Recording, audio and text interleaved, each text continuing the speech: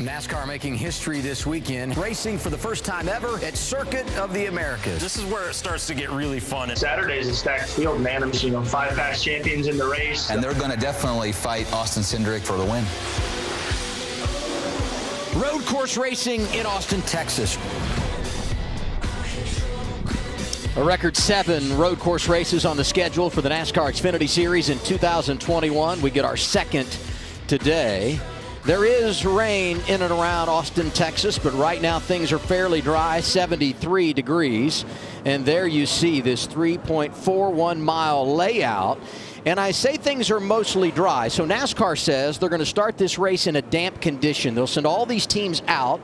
They can evaluate the track, and then they can come down pit road and elect to either start this race on slicks or wet weather tires, whatever they choose, and they will not lose their starting position. So that's the definition of damp conditions when we start a race. And one driver that's got a real handle, not only at COTA, but just about anywhere we go, is our defending champion.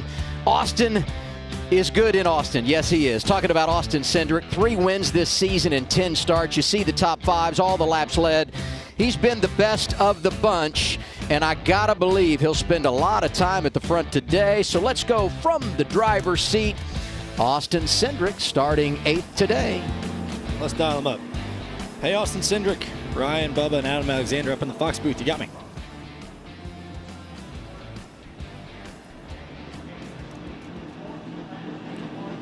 Hello, Austin. This is Ryan up in the Fox booth. Do you have me?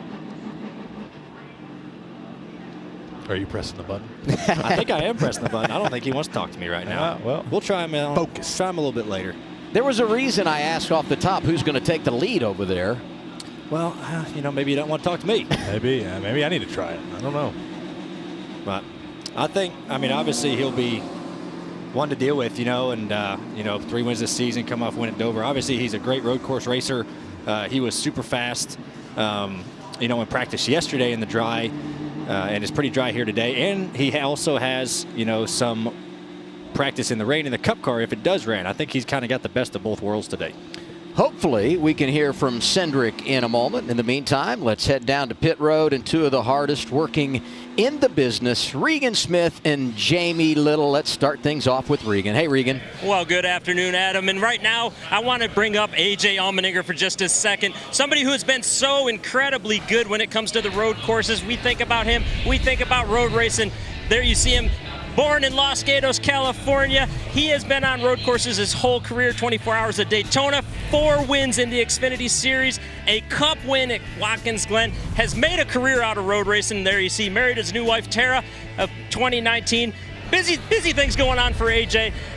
But Chris, all of this winning, all this stuff that he did has been so great. He found his way to college racing, winning on ovals, winning on road courses. What are you expecting out of him today? Well, I expect him to stay calm and smile. That's the main thing, because after talking to him, that's a key to AJ Allmendinger, making sure he's having fun with what he's doing. And Matt Collick, myself, that's what we've instilled in this race team, is have fun. And we haven't had too much fun yesterday, having some issues with the race car and doing things like that. But, man, AJ's made our road course program so much better. He's made everybody better. But you see Justin Haley in the rain a little bit faster than AJ Allmendinger, but it's just been fun to watch him bringing on Hype Rice. Now we got Pit Boss Grills. So, man, he makes you smile, but he also makes you grit your teeth sometimes. And it's been a lot of fun to deal with AJ. I love it. I can tell you, I spend a lot of time in the holler with you guys. It's way more smiling than gritting their teeth. Jamie, these guys are having fun, and AJ is a completely different person since he's been at college racing. Love following that team for sure. Okay, so what does Xfinity Series driver Jade Buford have in common with music mogul Scott Borchetta? Well, they have a love for racing. And it all began right here back in 2018 when they met for the first time. That's Jade Buford on the left. That's Scott Borchetta on the right. Scott was here for a track day. He's a racer himself. He was in his Corvette. And Jade was paired up with him as his driving coach. So the two hit it off. They've stayed in touch. And now you fast forward 3 years later, and Jade Buford is driving for Scott in the Xfinity Series full time. You have created this team, Scott, Big Machine Racing, around this driver. What did you see in him that made you do it this year? When I came here in 2018 to test our SBRA vintage Corvette, he was a driver coach that day, and he jumped on the racetrack with me. We did a couple laps. I immediately picked up a 2.5 seconds. Then we hung out the rest of the afternoon. I had no idea he was from Nashville, and his racecraft was incredible.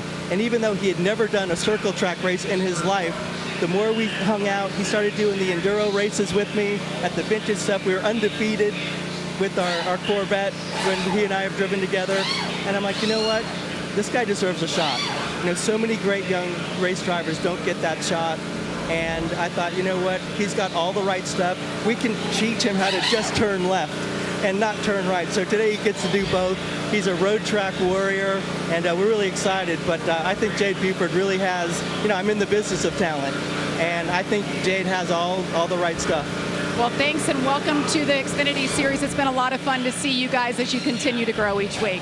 Thank you, Jamie. All right, Jade Buford in the 48 here. Adam? That's a great story, Jamie, and Jade going to start 18th today. And we mentioned the fact that this is being considered a damp track. Everyone has a choice on how they want to start this race in regard to tires. Everybody had the wets on because that's how we qualified earlier today. But as you can see, the tire changes are being made, and as we anticipated, virtually everybody up and down the pit lane changing to those slick tires, and the first time they've been on them since practice yesterday. We'll get the green flag when we come back for the Xfinity Series at COTA.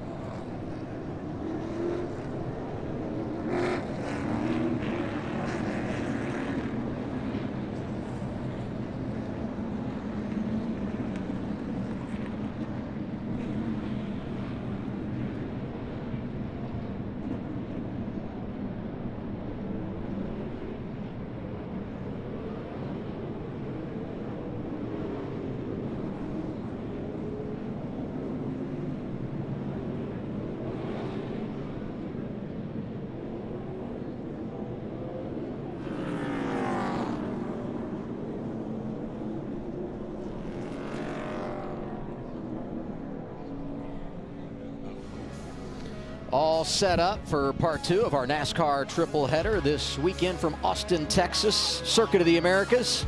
It is the Pit Boss 250 on FS1, presented by Blue Emu. Good to have you with us with Bubba Wallace, Ryan Blaney. I'm Adam Alexander, and everybody has made their tire changes and back out on track. They maintain their position based on where they qualified earlier today. And now our AARP race analysis. 46 laps today equals 156 miles around this more than 3-mile layout. Stage 1 is 14 laps. The last two stages, 16 laps apiece. Keep an eye on pit road speed. We saw a lot of penalties earlier today in the Camping World Truck Series race, and the fuel window right around 20 laps. That could be a factor as well as we talk strategy later on. A few drivers dropping to the rear, among them Ryan Sieg. The 26 of Chris Wright who had to change an engine after practice yesterday, and a transmission change for Daniel Hemrick, so the 18 also will go to the rear. I look at the front of the field, and the one thing I notice here, all the double dippers, added track time, and that rhythm makes such a difference at a new racetrack. It does. I was actually curious on the guys who have either come out and did the road course school. Myself, I did the Skip Barber school a couple weeks ago. Kyle Busch was here. And I was wondering who else in the field had come out. Ryan, you had come out about a couple months ago or a couple weeks ago as well. So it was interesting seeing Harvick, Austin Dillon, Tyler Reddick. Obviously, Kyle's double dipping there. So it's a lot of guys that are racing tomorrow with us. So trying to maximize on all the track time they can get. Yeah, I mean, you said it. You know, I mean, seat time is king. You know, it really doesn't matter what kind of vehicle you're in. If you can actually get on the racing surface and really feel the elevation changes and things like that, you're just going to put that in your memory bank and just kind of knowing where's what. So that all that stuff helps. And yeah, I'm kind of jealous of some of these guys that get to run twice here this weekend. Yeah. Now let's hear from a couple of drivers with tremendous anticipation of racing here today. Circuit of the Americas, I think it's going to be an interesting race. You know, I think it's a very unique racetrack, and COTA has definitely asserted itself as one of those, having the Formula One race there and just being kind of a world-renowned racetrack. Lots of turns, lots of different things there, lots of elevation change. I feel like they took pretty much every single road course we have on our schedule and kind of amplified it and made COTA. That's a great point by Brandon Jones. This place really is a mixed bag when you look at all it has to offer. And I think with that, it's hard to pick a favorite. I mean, we talk about the guys with road course experience and the ones that always do well when we go road racing.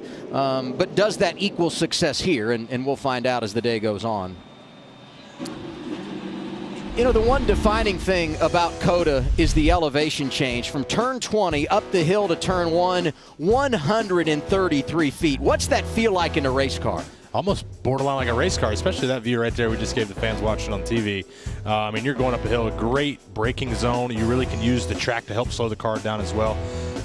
Then off that corner, back down the hill into the S's, and I mean, you're just up and down, round and around. I have been so excited for this track to be on the NASCAR circuit. I've been a huge advocate for that, and I think I got the bragging rights. I may have the first couple of laps of anybody in the field this weekend of being at COTA. I ran 15 laps on a moped here back in 2014. Come on. I have to hear that story. So it was for MotoGP weekend, and I was out here with Alpine Stars, a suit manufacturer, and practices was done, and they were like, hey, you can go either walk the track or go jump on the moped. And I'm like, oh, I'll jump on the moped. And I mean, I was dragging the kickstand and everything. I didn't have my knee down, but it was a really cool experience. I ain't walking. Nah, I'll tell you that. That's a big racetrack to walk. 3.41 miles, and because of that, the procedures here are a little bit different than what we would have seen like last week at Dover on an oval. The one to go is not given at the start-finish line. It is given in turn 11, and you saw the lights are out on the pace car, so everybody now is aware that we'll be coming to the green flag. And you look at Kyle Busch is on the pole for the 69th time in his career, and Jamie talked on race day today about Ross Chastain on the front row, in for Joe Graff Jr. Strained knee, didn't feel like he could go. So Chastain comes off the bench, and very, very good in qualifying, and some really good work with onboard cameras. Look at this suspension cam. Boy, you're going to see some wheel hopping today. Yeah, I think it's going to be right there. Really cool wheel hop, and if you watch it going up some of these big hills like we talk about and go down it, how that spring compresses, how the rear end moves all around over curbs. That's going to be really cool to see. I'm looking forward to it. AJ's camera here. You see him be aggressive all day. It's a little tricky when they start turning the camera. You're like, oh, are they spinning? But obviously they're going straight right now. I'm glad it's not raining because Haley has his visor down now. Justin had it up during qualifying. The visor cam not nearly as effective when the visor is up as opposed to being down. This is a much better look. I agree. I had mentioned that right before you said that in qualifying. I was like, man, he needs to put the visor cam down, and you said that. He wasn't working with us. Do drivers ever? Hopefully in the next 2 hours. Here's Tyler Reddick. Have fun out there. Appreciate it. Yeah, thanks, man. Appreciate the opportunity. I know we got to go get. That's the point. You don't get them unless you run all the laps every stage. So I'll do my best for you. Thank you for the opportunity. Jordan Anderson, the owner, was going to run full-time this year. Qualifying rained out at Daytona. Didn't have any points to fall back on. They're making their first start of the season. Two-time champion Tyler Reddick behind the wheel of the 31, and he qualified up front. Should be pretty effective on this road course. Another one of those drivers racing on Saturday and Sunday. Yeah, you bring up a good point, with Tyler there and Jordan Anderson's car. Need points. These places we go to where, there's no qualifying, you need points to get that in. So hopefully, Tyler has a good run today and helps out that small race team that do a lot. And they're going to add a lap because, as you can see, Brandon Brown has stalled on the track at qualified 14th. We'll follow up there and hopefully be green when we return to COTA.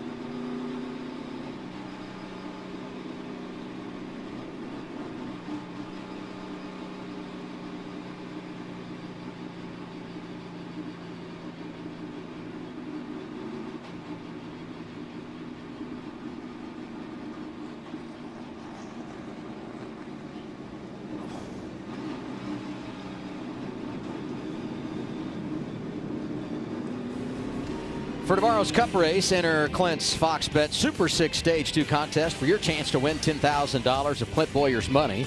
Just download the app and pick 6 race outcomes about Stage 2 of tomorrow's Cup Series race. For your shot to win, it's free to play. Don't miss out and play now while there's still time left. I'd love to win Clint's money. I wish I could play that, but I think it's against the rules. Perhaps a wager on what it would take to get you on this, Blaney, you could win a little money. I think the Bubba Blaney show should go there, maybe to begin Stage 2. What do you guys think? I'm down. Could we broadcast from there? What about this? Oh, that'd be the best view out there. Drop that thing. And you thought turn 11 to 12 was a wild ride.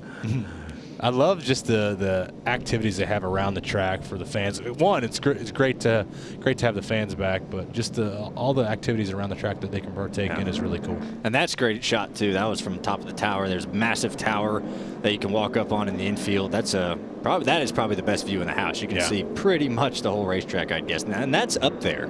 Over 250 feet in the air. How high is the pagoda at Indy? That's a great question. Is that giving it a run for its money? I like when you ask those questions during the break, and I know the answer when you ask them. I put you on the spot. TV 101. Started construction here over 10 years ago. Opened up with Formula One, 2012. MotoGP is raced here. the world-renowned Circuit of the Americas. IndyCar came here a couple of seasons ago. NASCAR has never done it. A triple header this weekend. Todd Gilliland winning earlier today on FS1 in the Camping World Truck Series. Tomorrow afternoon, Cup teams go after it for 68 laps, and today it's the NASCAR Xfinity Series. I'm still curious what the weather's going to do. You know, I'm sure every crew chief's looking at their radars. You know, the skies are still pretty dark. You know, you never know, it can roll in. So I'm sure everyone's paying close attention, and those people who are on top of it right away, I think are going to have the best outcome. But I'm curious what it's going to do. Because NASCAR will not throw a caution. At least that's our thought right now. If we do get rain, teams are on their own right now. And they're on their own on track because the pace car is in. The fans are on their feet. And for the first time ever, the NASCAR Xfinity Series is going green at Circuit of the Americas.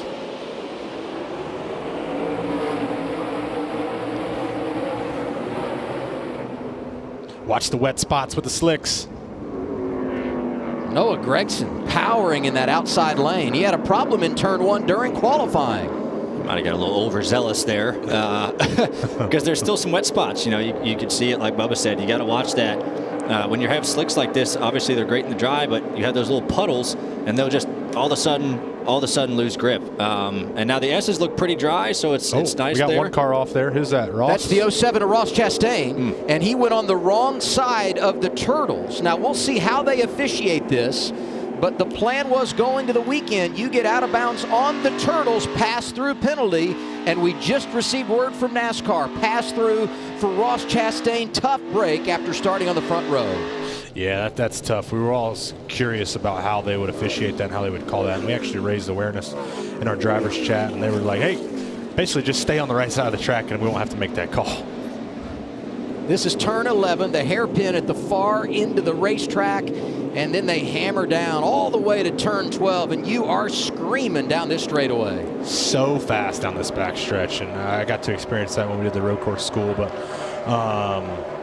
when it's dry, it's good. When it's raining, one, you can't see anything. Two, you start to hit the really wet spots, and you start to hydroplane really quick moments that catch you off guard if you're not ready. But right now, everybody's kind of getting through there really, really easily, and obviously they can see their braking zone. This morning was tough.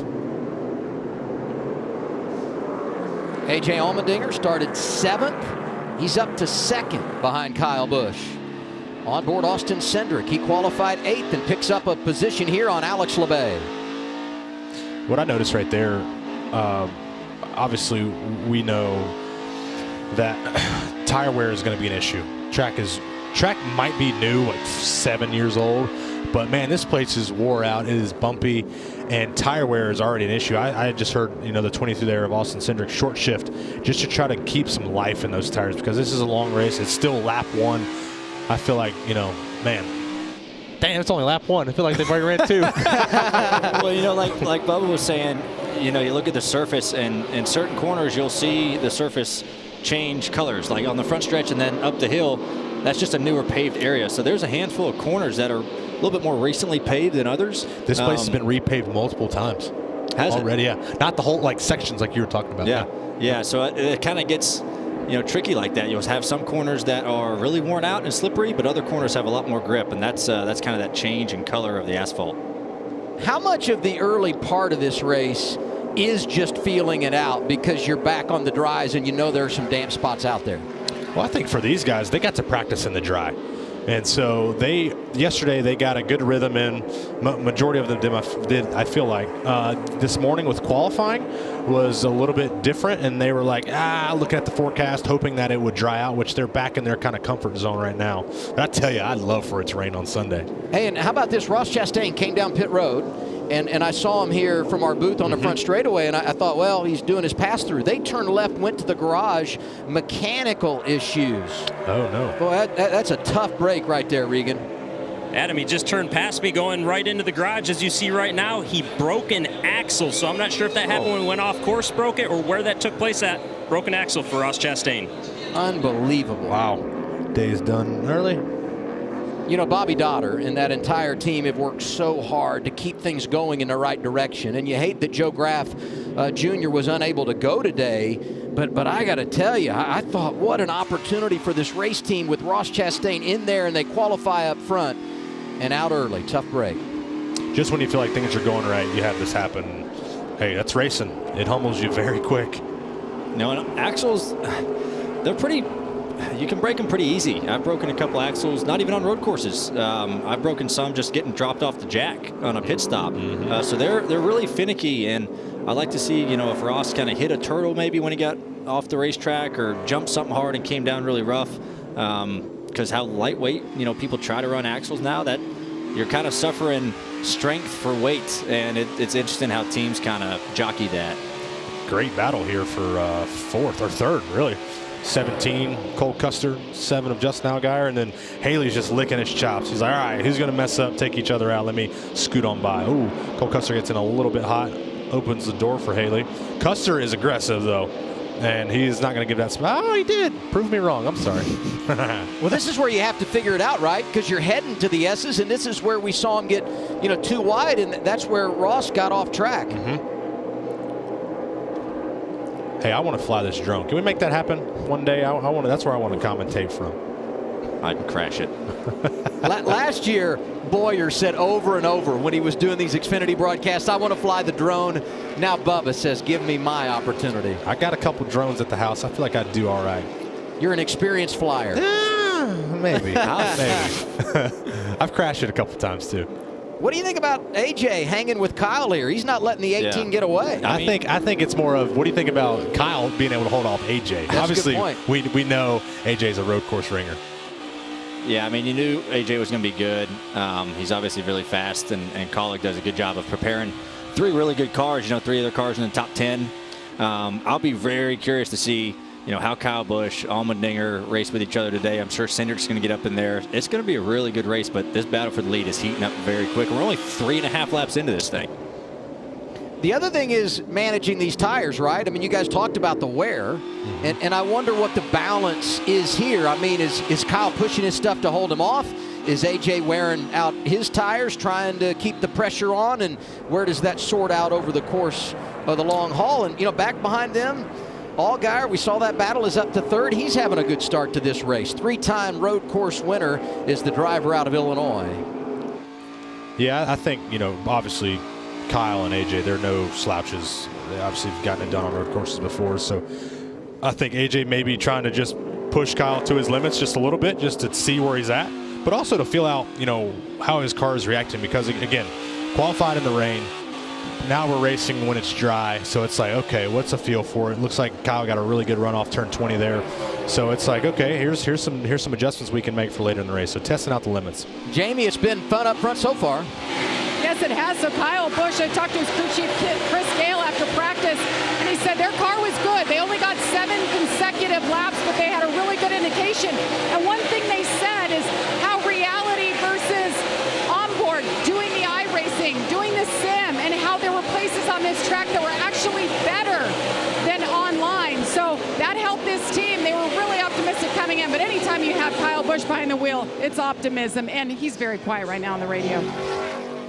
Kyle quiet? Wow. That's got to be a good thing, right? For sure. Yeah. So we've been talking about tire wear. We're on lap 4, and you look at the times, and Kyle and AJ and Allgaier just ran their fastest laps. So I think they're kind of getting comfortable with everything, getting back into the zone, and kind of in the mode of where their car needs to be. I think eventually it'll start dropping off here pretty soon. But I was pretty surprised actually on lap 3, you know, they ran their fastest laps. I wouldn't have believed this earlier today, but we're racing, and for the most part, it's completely dry at COTA. Kyle Busch from the pole has led every lap. Great to have you with us from Austin, Texas.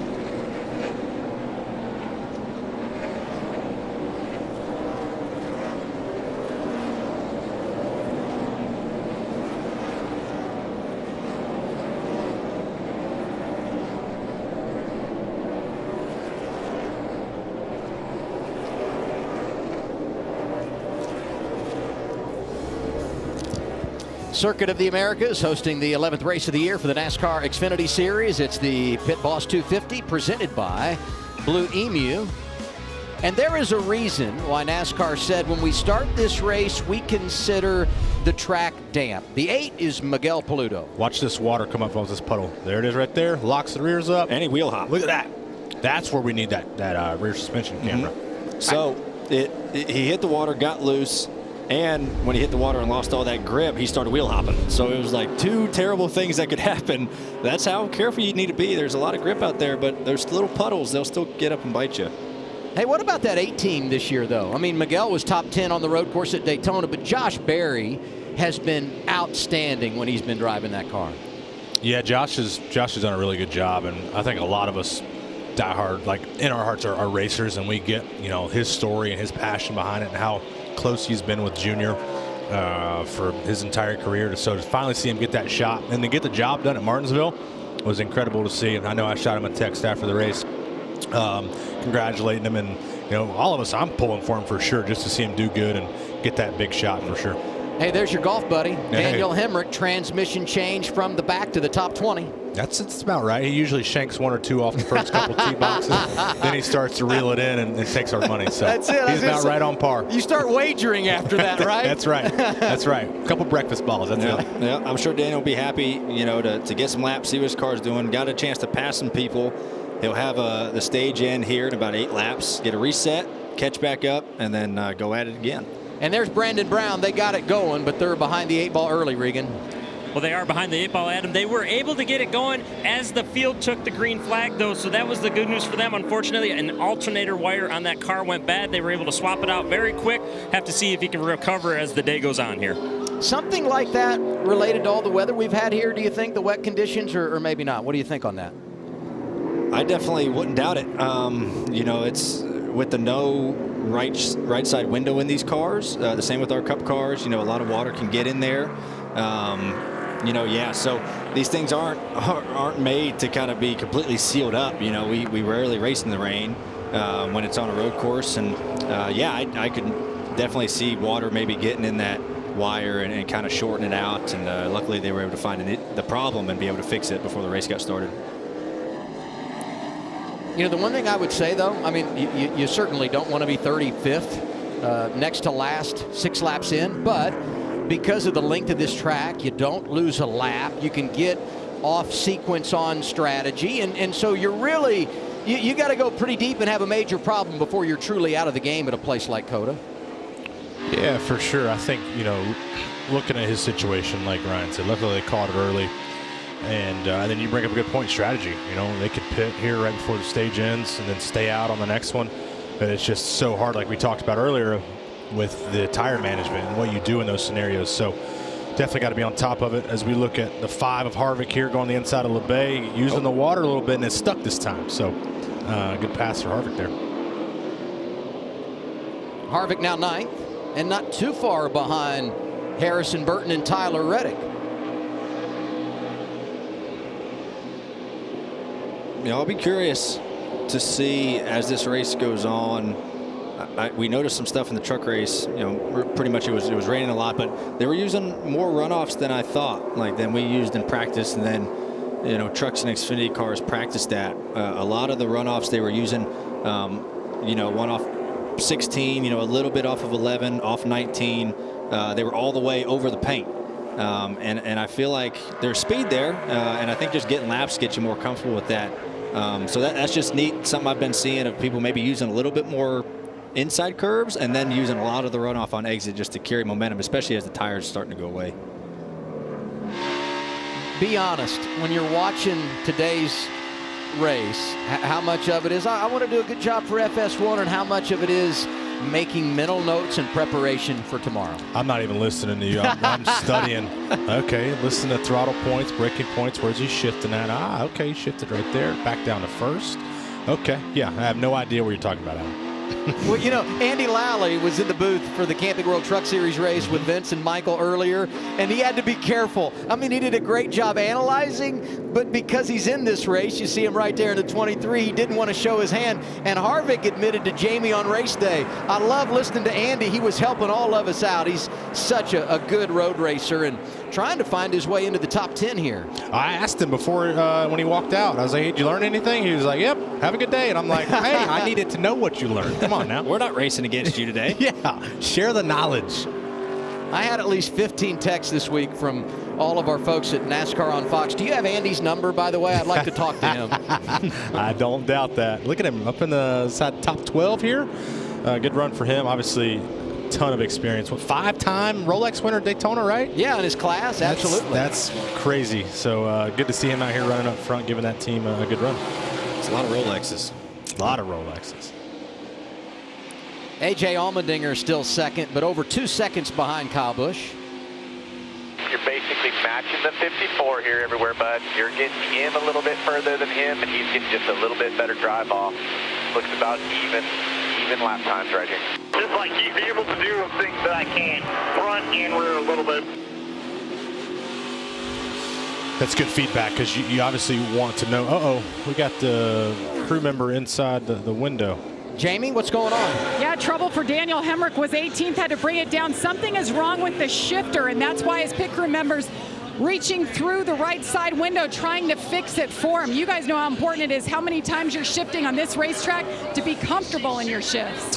That's a tough one right there. Hate it for the 18 team and Daniel. I mean, had some problems in practice, and now it seems like another one's kind of crept up on him there. So it's got a lot of adversity to overcome.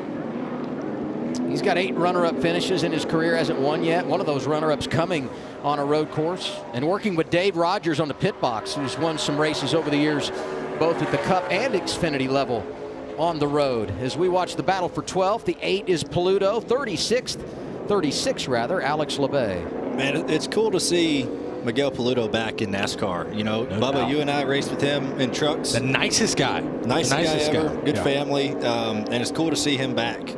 And I know he always does a great job. I mean, he just jumps in these cars and goes and runs well, and definitely brings back some good memories from, you know, like 2012, 2013 truck days, that's for sure. That's right. You know who we have to give a call to is Taylor Moyer, because he's the crew chief for the 8 team. And I feel like he changes drivers all the time, but we discussed the success with Josh Berry and Paludo and Moyer at a top 10 together, as I said earlier, on the road course at Daytona earlier this year. Berry back in the car next week at Charlotte, and then Miguel will run the road course at Mid-Ohio that first part of June. So, as you guys said, good to see him getting an opportunity and one of the nicest guys in the garage. Yeah, no doubt. And I've always gave an extra clap to the crew chiefs. That we call those the all-star cars, because you have so many drivers and you have so many personalities, and Josh is different from Miguel and different from Junior, who's going to jump in the car. So it's just like the notebooks that those guys have just to keep their cars running up front. They do a good job with it. You know, used to hearing only one driver whine a little bit. Now you got 3 or 4. That's no fun as a crew chief.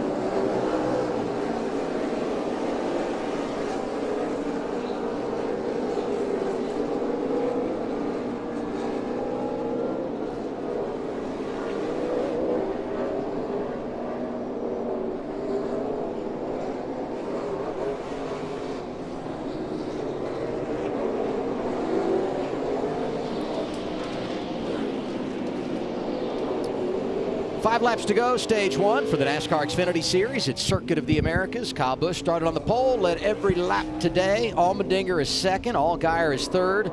Cole Custer, Austin Cindric complete the top 5. And back in the 11th position, we've talked a lot today about Andy Lally. He's struggling a bit right now. 5 laps, give me a pit board when you want me to pit. I'll be on the pit. We're staying out right now, staying out. You can hear us, guys? I don't think so either. Want to run it out to the stage break then? Got us work on radios at that point. There you go. Communication is key, and it sounds like they had a strategy play to pit before the end of the stage, and maybe now they're going to have to run it out because they just can't get the word to Andy. Man, it sounded like I thought he was like not happy about his car. He's like, tell me when to pit, fix this thing, but he's struggling with not even being able to hear him when to pit. So that's a totally different ball game. That's not fun, especially on a road course. Kevin Harvick up to 9th, Jamie. Yeah, up a few spots. Talked to him before the start of this race, and he was excited about it. You know, road course racing isn't Kevin Harvick's favorite deal, but he was excited about the partnership that they formed for this race with BJ McLeod. He's a big fan of BJ's. They talk all the time, so they worked it out that he can run with this team. He, of course, has his Cup crew going over the wall at him, but he told me he really hopes this brings some light and maybe even sponsorship to BJ McLeod Motorsports. He is a hard worker all across the board. It doesn't matter the series. He's involved. Well, he started a Cup team this year, Jamie, with Matt Tifft. And so when you look at what BJ has done, I mean, Bubba, you were talking about it. The heart of a racer. Yep. BJ's got it. You know, so does this guy, Boris Said, who had to throw down a flyer to make his way in to the race at the end of round 1 qualifying. That was pretty good. But unfortunately, he's slowing on the track, and we might get a caution here. Yeah, that's a bad spot. I mean, he's on that long back straightaway. Unless he pulls off, I think we might get a caution because he'll need a big push to get back around to the pits to fix that thing. Yep. And maybe anticipating the caution could be coming. This is a great strategy call. Riley Herbst is in. Yeah, for sure. Got a little damage. Look like he got in the back of somebody there. We'll go back to BJ for a second. Ryan and I actually, I think last week were talking about BJ and you know how nice of a guy he is and how he races you on the racetrack. Super positive for the sport. So it's super cool. I didn't really know that the 5 was BJ's car. So to have Harvick doing that and to bring some exposure and awareness is really cool on Kevin's part. But definitely a guy you want to have in your corner, both BJ and Kevin. Hey, want to go back. Daniel Hemrick had made that pit stop, and they continued to have problems. He also got a speeding penalty. And you got to believe once he pays his debt, he would lose a lap. And here he comes, and it's unfortunate he comes now because we get the caution, and he'll lose a lap. But then I don't know if he'll get the free pass here because he hadn't gone a lap down, I don't believe. We'll keep an eye on that situation. I don't want to overstate where we're at with that. Yeah, that's tough. That's adding insult to injury there. You know, when, like I said, I go back to the problems that started in practice that they had.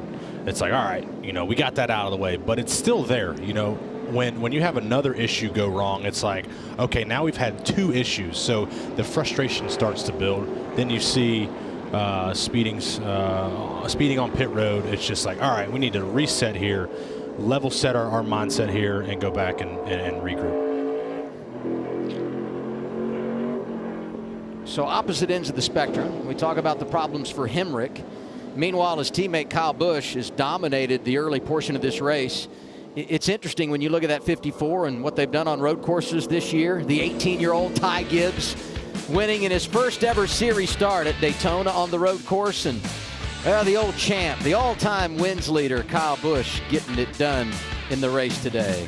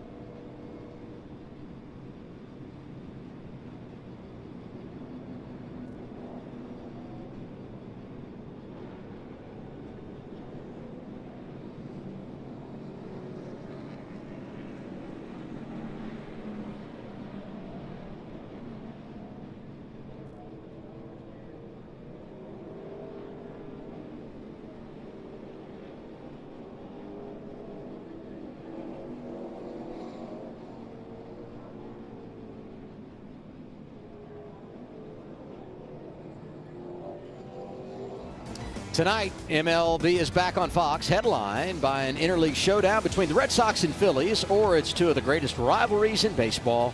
The Dodgers get the Giants, Cubs, and the Cardinals tonight, 7 Eastern, 4 Pacific. It's on Fox and the Fox Sports app. Check your local listings for the game in your area. 3 to go in the stage. Caution is out. Boris said, stalled on the track. Here's radio from the race leader. Probably ought to leave it alone. He hangs with me for 3 laps. Let's see what they can do. Yeah, just a little tight early, and it takes a few laps for you to come in. No, just equal. He's a good driver.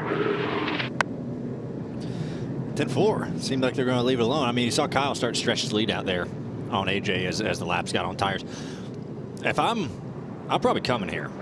You know, I mean, if you're some of these guys who man, I feel like everyone's going to come, because if you don't come here and, you know, most people pit around you just, you know, to go for stage points, you're going to restart way in the back. You're going to be behind the 8 ball. Yeah, so I feel like everyone should come here. If I'm a driver, I want to come here and then cycle back up to where I'm running, I'm running currently after this, probably a 1-lap shootout for the stage.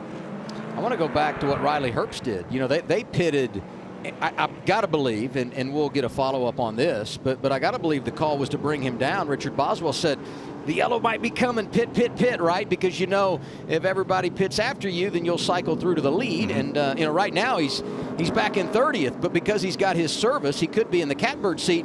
When Hemrick came in, pit road was closed, but he drove straight through, and so no penalty there. And he'll start at the back anyway, and really didn't hurt him any more than what they were already hurt in regard to track position. And most everybody is coming down pit road. Almeniger stayed out. Regan, you're up. Well, the 22 Austin Cindric making a nice move to the front of the field. Right now, the race car doesn't have as much drive as he wants, and it's not turning good enough in the slow corners. And you saw the 16 of A.J. Allmendinger stay out right there. They left that call up to A.J. The crew told him, you make the decision when we get to pit road. Jamie? Well, you guys heard the radio for Kyle Busch in the 54, just losing a little rear grip as they run. They're going to leave it alone. Just 4 tires here for the 54. The 7, Justin Allgaier gained 3 spots. Very focused. Cars really good, just losing some lateral grip. Nice little strategy call there for the 7. Allgaier, the first off pit road. Jamie, you said it. Really good effort by them. Harvick goes +5. Paluto, Haley, Kyle Busch going in the wrong direction. Came in as the race leader, drops 4 positions, and he'll be even further back when we restart because of the drivers that stayed out, and here they are. We mentioned Allmendinger. How about it being his choice? Do you want to pit or do you want to stay out? What do you guys think about that? That's interesting. And I look at, when they said it was his choice, I was like, okay, I looked at Ryan with my eyebrows raised, but AJ has the confidence like, okay, look, I know what it's going to take to hold off these guys. And also, AJ's running for points. Stage win is massive for when playoff time comes around. So he's looking at the big picture here. I know, you know, a race win is obviously what they want to do, but they're trying to just maximize on points today. Well, Reddick wants those points too, right? He said it. That team needs them, and he stays out. He'll restart 2nd. And this is going to be quite the finish to the stage. Going to be 1 to go when they take the green flag. And now our mother's pit performance. We compare Allgaier and Kyle Busch, and outstanding job by that 7 crew to gain some spots for Allgaier. Big anywhere, certainly big on a road course where it can be difficult to pass. And we understand that those numbers could be maybe a little misleading on the part of Kyle Busch because he was blocked in a little bit. See what you guys see here. Yeah, you know, so we run into this a lot, you know, really everywhere we go. But this pit road is really narrow, very, very narrow.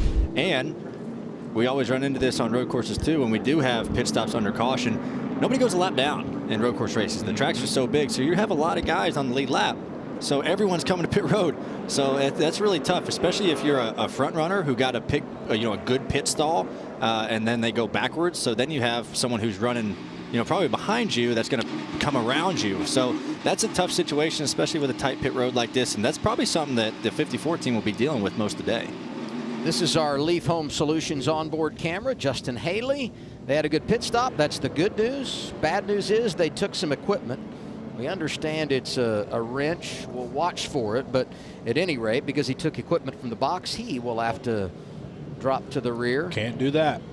Daniel Hemrick pitted too soon. So did Gray Galding and Ryan Ellis. They too will have to drop to the back for the restart. Although I think all of this, and we're hearing from our spotters that it came out on the 11th, so that's why you don't see it in his car. But I think all this worked out pretty good for him, Rick, because even though he's got to start at the back, that's where they were anyway, right? So they might have a chance to get back in this thing. Now, we talked about the 98 earlier. We look at right now, he's sitting P11. The guys who just came in are only 2 rows behind him, so he's going to have to really get on with it here so he doesn't lose a ton of track position. But hey, he has basically sticker tires here. It'll be interesting to see how it shakes out for when they get to the end of this stage, because it is going to be a 1-lap shootout. So don't mess around, Riley Herbst. Top 10 cars all stayed out, and none of them have pitted today. So they are on old tires. Then you got Riley Herbst restarting 11th. He stayed out here, but he came down pit road at lap 10, so he has serviced the car throughout the course of the race. And there's the 07. Ross Chastain is back after the early problems. Good to see him. Unfortunately, he's 10 laps down, but that team's going to try to gain some points, so he's back on the track. I would save some tires, buddy. Using up that left rear. 1-lap shootout. Who's going to win stage 1 at COTA? I'm going to go AJ. Andy Lally up there, Brandon Jones, Austin Dillon, Jeremy Clements, a lot of drivers who need points. Great start for AJ there. Really bottlenecked everything up behind. See if it works out.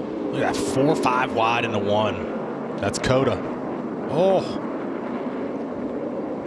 98's right there in the middle of it all. Oh. Harvick made a good move on the outside there. He probably did the best job out of the guys who just got tires to get through there. So that'll probably cycle him up towards the front if he can hold that. I was going to say, he's racing for track position too, right? Yeah, Not really to end the stage as much as when things cycle out and we start the second stage. That's right. Yeah, Harvick obviously isn't worried about winning the stage or stage points himself. Now, it'll help that car, and he's going to get stage points. But this is to cycle him up. He wants to stay ahead of the guys who pitted with him, so then he can be the leader on the restart. So, yeah, that's the biggest thing right now. If you have kind of 2 separate groups who pit, that's what's on Harvick's mind. Who's in a great spot? Allgaier. He's pitted. He's gotten his service, and he's going to get stage points. Could finish in the top 5 here in stage 1. For sure. Definitely achievable for him. I mean, look at that. Oh, I keep getting the 2 Brandt cars mixed up. I didn't even know Allgaier was there. I thought he was the 8. All right, scratch what I said. Allgaier did the best job at it, buddy. Yeah. That's right. He's what, P6 right now. And Allgaier's been around, for a long time. So at the same time, he wants to get this win or to get up as far as he can, but he knows that he's going to stay out here when the stage break comes, so he doesn't want to abuse his tires too much. It's like the lead was heating up there for a second. Second's going to get good if Reddick's not careful. Right. Brandon Jones is right there. Was that the old? Oh, Noah Gregson went sideways. No. Yep. The 19. Oh, yee Toyota there. I like it. I like it. He was going to finish top 10 at Dover. Was Gregson, had a tire problem late, finishes 15th. Not where he wanted to be in qualifying today, in the spin ladder stages of stage number 1 at COTA. Off of turn 20. Here comes A.J. Allmendinger, 6 career stage win, and 2/3 of those have come on road courses. Are you surprised? No, I'm not at all. Although his last couple of wins, 2 of his last 3 wins have come on ovals, Atlanta and earlier this season at Las Vegas. That's right. Allmendinger wins it. Reddick, Jones, Lally, Jeremy Clements, the top 5. Allgaier able to come back and finish 6th in stage 1.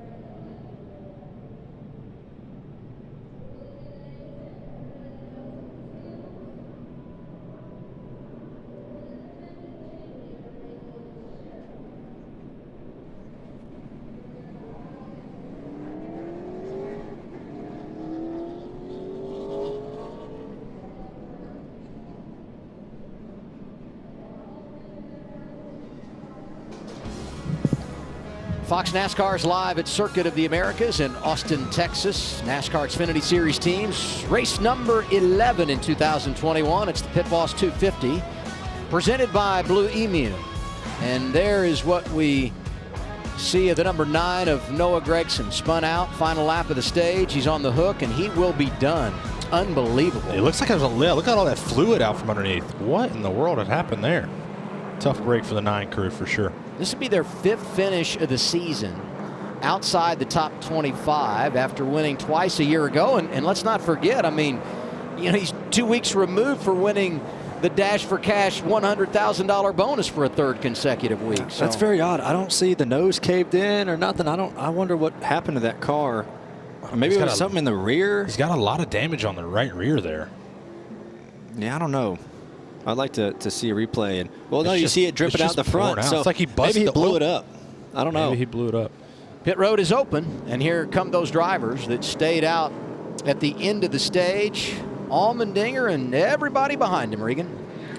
Well, 19 at Brandon Jones. This was part of their plan earlier today. Crew Chief Jeff Mendering said, we will take the opportunity to get much needed stage points if it presents itself. That car sliding the rear just a little bit too much. AJ Allmendinger right now, his race car needs more front turn at the apex. The fronts are starting to go away. That's his biggest problem. Very descriptive on the radio. Jamie? So good to see Tyler Reddick driving for Jordan Anderson Racing in the field today, having a great run. It's been a magical weekend, they said, so far. They just want a track bar adjustment, 4 tires. Car's not bad. He's pretty happy with it. Meanwhile, the 51 of Jeremy Clements started 33rd, worked his way up into the top 10. Track bar air pressure, 4 tires for him. He just wants more drive off, which seems to be the common theme here. See the race off pit road. AJ Allmendinger holding serve. Bubba, let's talk to the Stage 1 winner. Let's do it. AJ, it's Bubba Wallace up here in the booth. You got a copy?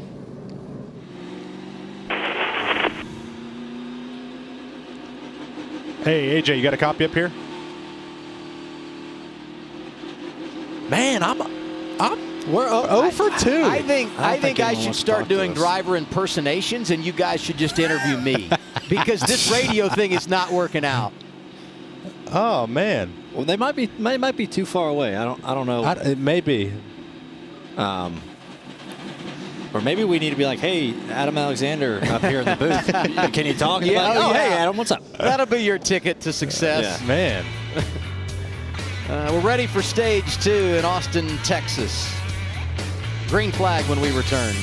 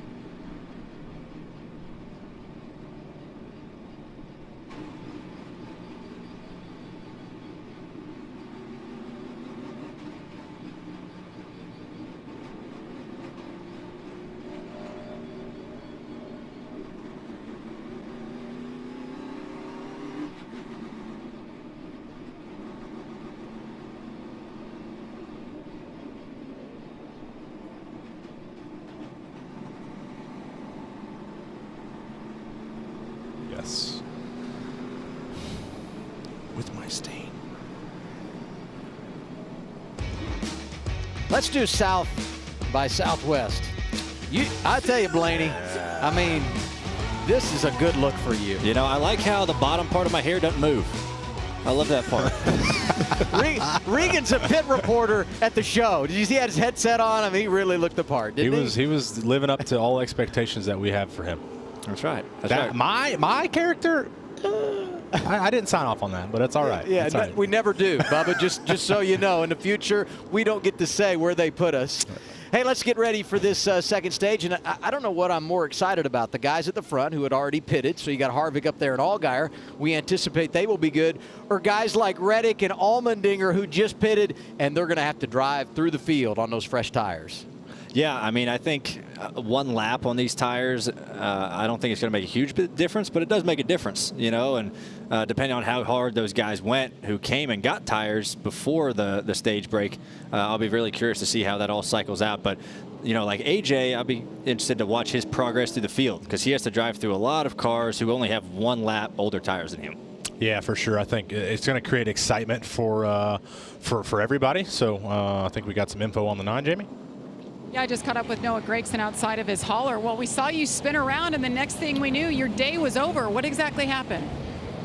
Everything was going fine according to plan. We pitted and put those new tires on, got a bunch of spots on that restart, and we're going through 14, and the motor just laid down and made a really big whine pitch to it, and then caught on fire and dropped all the oil out of it. So I didn't hit any of the big tall curbs out there that would knock the oil pan off it or anything. It's unusual. So you know, it's disappointing for everybody involved with Junior Motorsports and Johnny Morris, the whole Bass Pro Shops gang, Rusty Sellers, True Timber, Camouflage, and everybody at Black Rifle Coffee. It's a bummer. You know, we're gonna go back and reassess and try and go to Charlotte next weekend. And you know, I don't know. It's not the way we wanted to end our weekend. Thanks, Noah. Boy, it's been feast or famine for them this season. You saw the graphic, 4th DNF of the year, and this might be appropriate after that interview, actually. You know what I mean? On the decline there, yeah. Look how excited they are. Maybe Noah needs to go. Noah needs to get back on that right bit. there. Get his hopes back up. Get his confidence back up. But I had raised the question: did he hit a curb and knock the oil pan off of it when we seen all that fluid dumping out? But he says he didn't. So I think, you know, you just got to go in and like you said, reassess everything. Come back next week. You don't try to go to Charlotte. You definitely got to show up to Charlotte and go try to win the race. Hey, here are Ford Performance track facts, and Ford has won the inaugural race on the last 5 road courses that have been added to the schedule. Carl Edwards rode America over 10 years ago. Almeniger did it driving for the captain in 2013 at Mid-Ohio. Chase Briscoe had his run, of course, for Stewart Haas. And this guy, Austin Cindric, winning on the road course at Daytona when we went there for the first time. I'll tell you, summer. Ryan just got fired up reading that stat. He's like, I'm driving one of those things. Fired up right there. And, you know, we got 3 Fords in the top 5 right now, so maybe we can make it another Ford as an inaugural winner. Man, that Toyota 54, though, was strong, so we'll see. I think he won the 2nd or 3rd race in the Camping World Truck Series, right, Blaney, when we went up there racing. What it says 2014 or 2015, but Chase Elliott won the first one. Yep, at Canadian Tire. Yeah. Yep. Hey Regan, you got something on 23?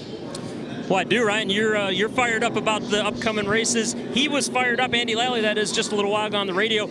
Part of the reason why he could not hear the race team came down pit road that on this most recent set of pit stops, asked for some tape so he could tape the earplugs back onto his ears. They were falling out of his ears. Might be a little more fired up after that pit stop as well. He got a speeding penalty while he was coming off of pit road at the end there. So a lot going on for Andy Lally. And there have been a lot of penalties today, going back to the Truck Series race and what we've seen so far in this Xfinity race. Yeah, you know, you got to run into that at new places, you know, especially a road course, just speed and, you know, pit crew penalties, things like that. It's just, you know, I talked about pit road earlier. It's tough, and I'm sure we'll get it figured out. But coming to green here, Almeniger wins stage 1, restarts stage 2 in 20th. Allgaier Harvick front row as we go for the second stint of the race.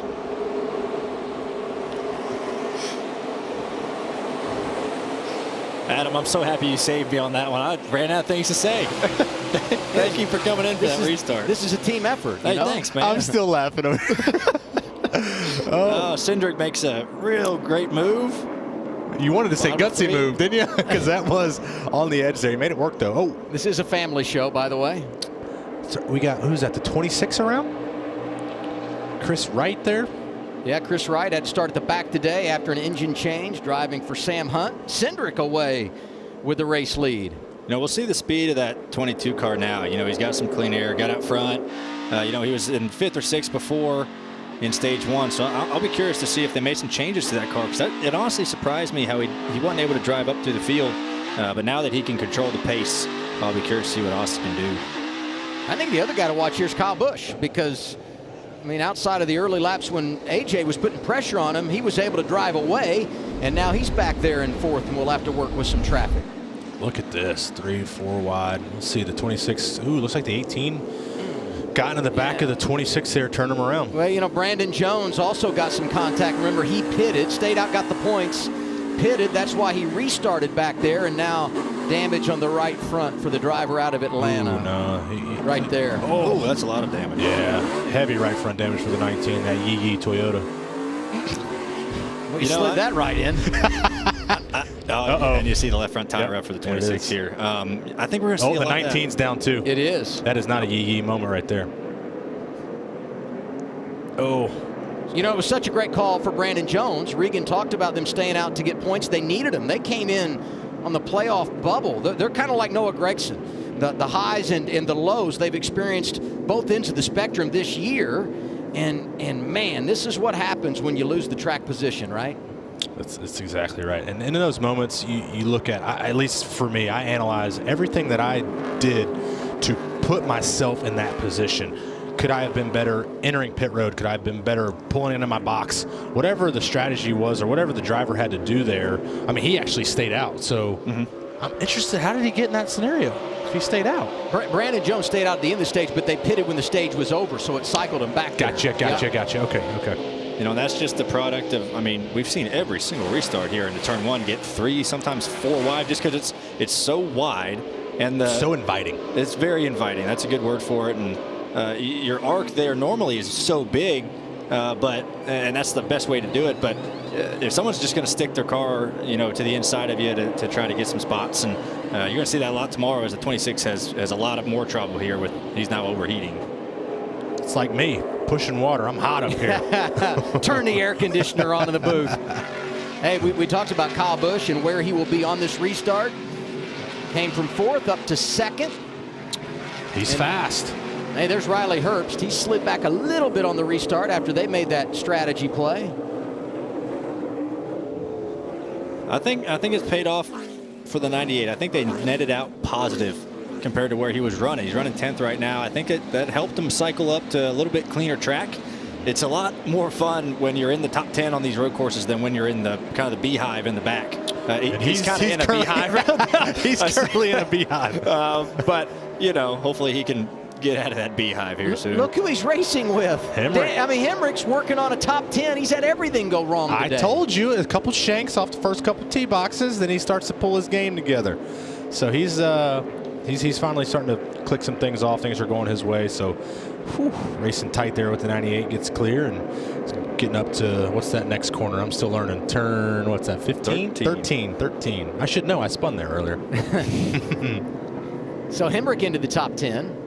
Michael Annett, who hasn't had the best of weekends, is right there, and just behind him, fresh tires, although not significantly different, but he won the opening stage, and he's trying to get back to the top 10. Talking about A.J. Allmendinger as we have a race for the lead. Kyle Busch knocking on the door of Austin Cindric. Ooh, you see the damage there to the right rear quarter panel. Is that much of a benefit on road courses, Ryan? I think it's a little bit of side force, turning to the left, obviously. You know, if you get a flare out like that, I'm not sure how much of a benefit it is, but any kind of aero gain you can get, obviously was from damage and just a certain circumstance, but I'm sure he's liking it right now, and heck, I would too. Yeah, I'm not sure if it's helping, but he's back to the lead. There it is. Kyle led the first 11 laps of this race and made a pit stop. And here he is once again, jumping to the point. I like these two and Almeniger back up there. I'd like to see that threesome at some point going after the top spot.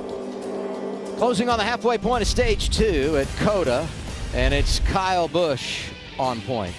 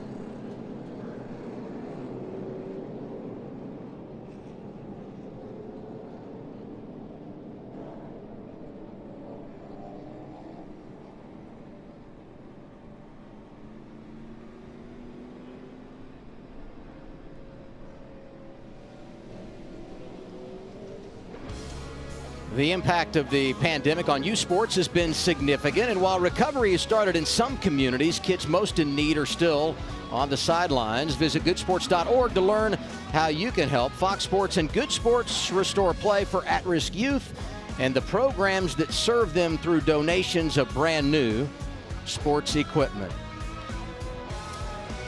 A little Saturday afternoon Fox NASCAR. In the Xfinity Series, it's the Bubba and Blaney show, and I would say they're lifelong friends, but that might not be totally accurate. Yeah. I mean, you guys have had some moments. Yeah. Oh, yeah, that's right. Wrecked in lap 1. Yeah. I'm there. Dude, I was coming down. I was there. And now, hey, that goes back to not being able to hear stuff. I'm sorry. Hey, stuff happens, right? No, you could hear stuff. I could not hear my spotters or anybody that had radio troubles that day. That was the first excuse. and last time. That's a really good excuse, I'm actually. just being honest here, man. What lost me the championship that year, actually. That's pretty crazy. Stop. What was the conversation like following? I mean, take me into the next week. Who called who? How did that work out? I can't remember, to be honest with you. I don't remember. I think Ryan come up and apologized to me for running into me. Yeah, I doubt that. I'm going to go no on that. I don't remember how that went. Yeah. I don't remember. Hey, everybody's got 3 sets of tires left, right? And so 2 sets of tires left. You don't. There's no way you pit here, right? I mean, you can't do it. You got to wait a little longer. You agree? Yeah, I don't think so. I mean, you only have, we're on lap 7. I think you only got probably 4 laps on your stuff right now, maybe a little bit more. So I think you got to save those sets for the final. But you got to put one on after this stage, and then you need one for that last stint. Yep. So I don't really see anybody coming right here. Ryan Sieg is in, and a team that had 3 consecutive top 10 finishes, and unfortunately not going their way this weekend. Also saw a couple of others come down pit road. Brandon Jones, one of them, had that damage. What about the leader? Kyle Busch got to be feeling good about himself, Jamie. He feels pretty good, but he just told his crew on the radio, he said, I don't have the left rear grip like the 22 does. He's kicking my butt through 16, 17, and 18. Even though he's leading the 22, he definitely feels like he has an advantage in certain parts of the track. I don't know if you guys saw it on Race Hub this week, but Kyle came out here and did a Toyota deal and did a ride around with Hemrick and John Hunter, and John Hunter Nemechek was in the back seat, and Kyle was driving. And John Hunter looked like a kid riding with his parents, but he also looked scared to death with Kyle behind the wheel. I said, never would I sign up to ride in the back with Kyle wheeling around this place. Yeah, I think actually I was here. Like I said, we were all here. Me, myself, John Hunter, Kyle Busch, a bunch of other guys. And man, when it started raining, Kyle was so funny to watch. Like, he was so twitchy in the car, and it's like, this dude is wadding it up at least 6-7 times in one corner. But hey, he made it work, and I think it's translating to today, although it is dry. And hey, I got an update on what happened after that Michigan wreck. I was told, Alicia, my PR person, I went looking for Blaney post-race, and he already left to go watch your dad race. Your dad may have been racing later that day. I gave him the opportunity to go watch Dave race because I don't think he would have made the race had he run the whole truck race. There you go. I'll let you go watch your dad. Not buying it. Nah, not for still 1 holds second. grudges, man. That was 8 years ago. I don't care. Mention Hemrick. There he is in 9th. Great comeback for him. Look at some of these other names in the top 10, and this is what you see at road courses because of the various strategies as things, cycle back and forth. But Miguel Paludo is up there in the top 5 now. Myatt Snyder making his first appearance in the top 10, won at Miami earlier this season. Harrison Burton is 10th. So some drivers in the top 10 that haven't been there all day long. I think everyone's still kind of learning the track. I mean, you only have 50 minutes of practice. Everyone did. That's not many runs here. That's max 3 runs of 3 to 4 laps apiece by the time you factor in changes and having to get out there and get up speed. So we're using I think everyone's using the race to kind of keep getting comfortable. So I think you're going to see people getting better and better as the race goes on. Everybody stays out, so we'll step aside. And the second half of stage number 2 from COTA is next on FS1.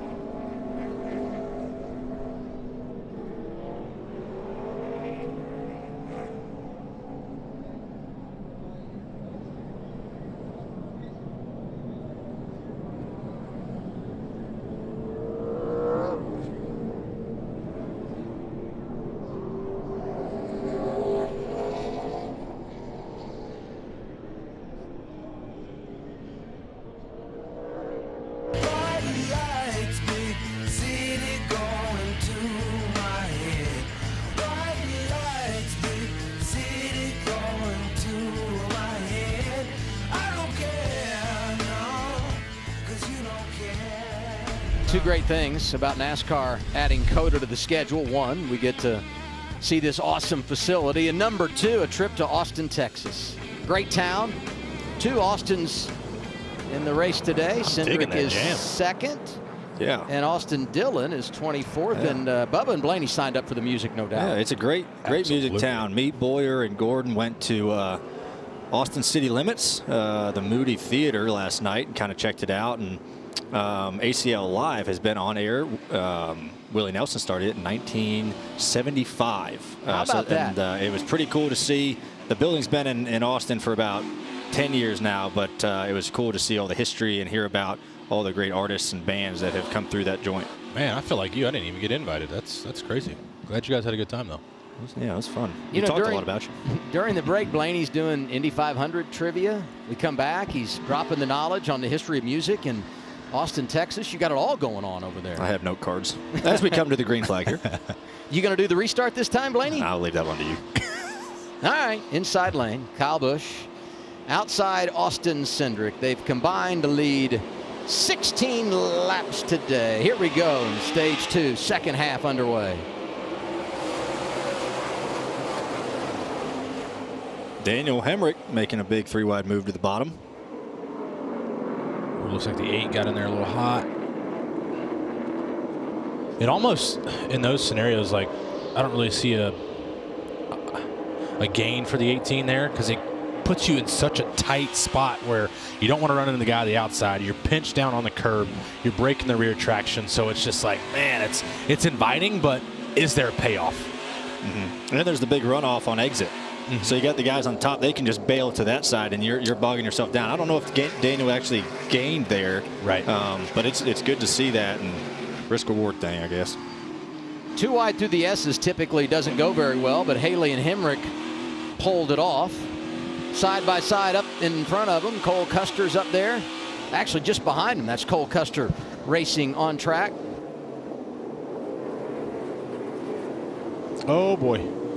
That's aggressive. That was close. Made it work, he did a good job making it work. Making it work. Hopefully that left front isn't flat spotted too much.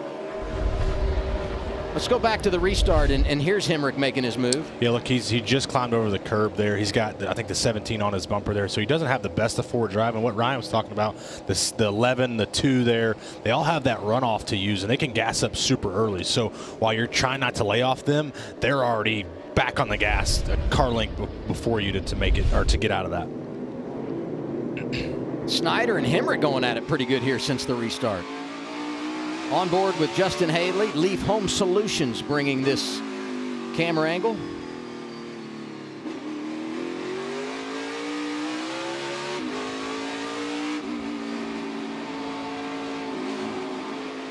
Daniel looks loose there.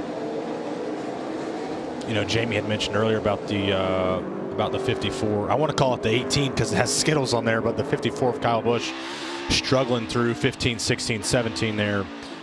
With some left rear grip. I had noticed that when he was trying to get by the 22. The 22 looked super stable through that corner, and the 54 was already sliding, and with not many laps on the tires. So I seen it. He was feeling it. That's pretty good, right? That's broadcast 101. That's right. I don't know what the give and take is, though, but if you got to give a little to get a little, the way he's doing things, I'd say I'd give that up for everything else he's got, because he's pulling away, and there's Riley Herbst going around. Is that a little bit of damage on the left rear there, on the bumper? Got a little bit of help. He got down in that grass, and with all the rain we've had, I got nervous if he'd be able to get out, you know? Yeah, that's a good point. You definitely have to manage, like, you know, you've seen the 9 earlier in qualifying, getting the gravel pit there. It's like, it's so hard to tell yourself, hey, actually gas up to get out of the gravel so you don't get stuck, and especially to tell yourself not to go in the grass, too. Easier said than done. Oh. Is that teammates there? Kinda, yeah. I mean, that's Custer driving the 41. Not officially, but yes. Yeah. Oof. That's that. And Ryan had mentioned that earlier. It's you want to run wide through there, but you know it's 50-50. 98 should have known, like, hey, we're still racing pretty early on a restart. We're not spread out enough to where I can run a big arc to get a straight run off, and so somebody may fill the spot, and then, you know, Cole could have been like, he might be trying to run an arc here. It's not going to work. Got to bail. Just you talk about that give and take. There was no give, no take there, Adam. Hey, I want to go back to the restart and the moves you were talking about there. How much of that is premeditated and planned as you come back to the restart area versus just reactionary as you come up the hill and see how it's sorting out? I've kind of been on both sides of it. There's some places, just any track in general, I'm sitting in a certain spot. I'm like, all right, I'm gonna take this guy 3 wide if I can get a good enough restart. And sometimes it's just spontaneous. You get a good run on somebody and you just take it, and it's just a, kind of a reaction to things. Sometimes you don't plan it, but sometimes you do. But you just have to kind of take those things as they are given to you and make a choice very quickly.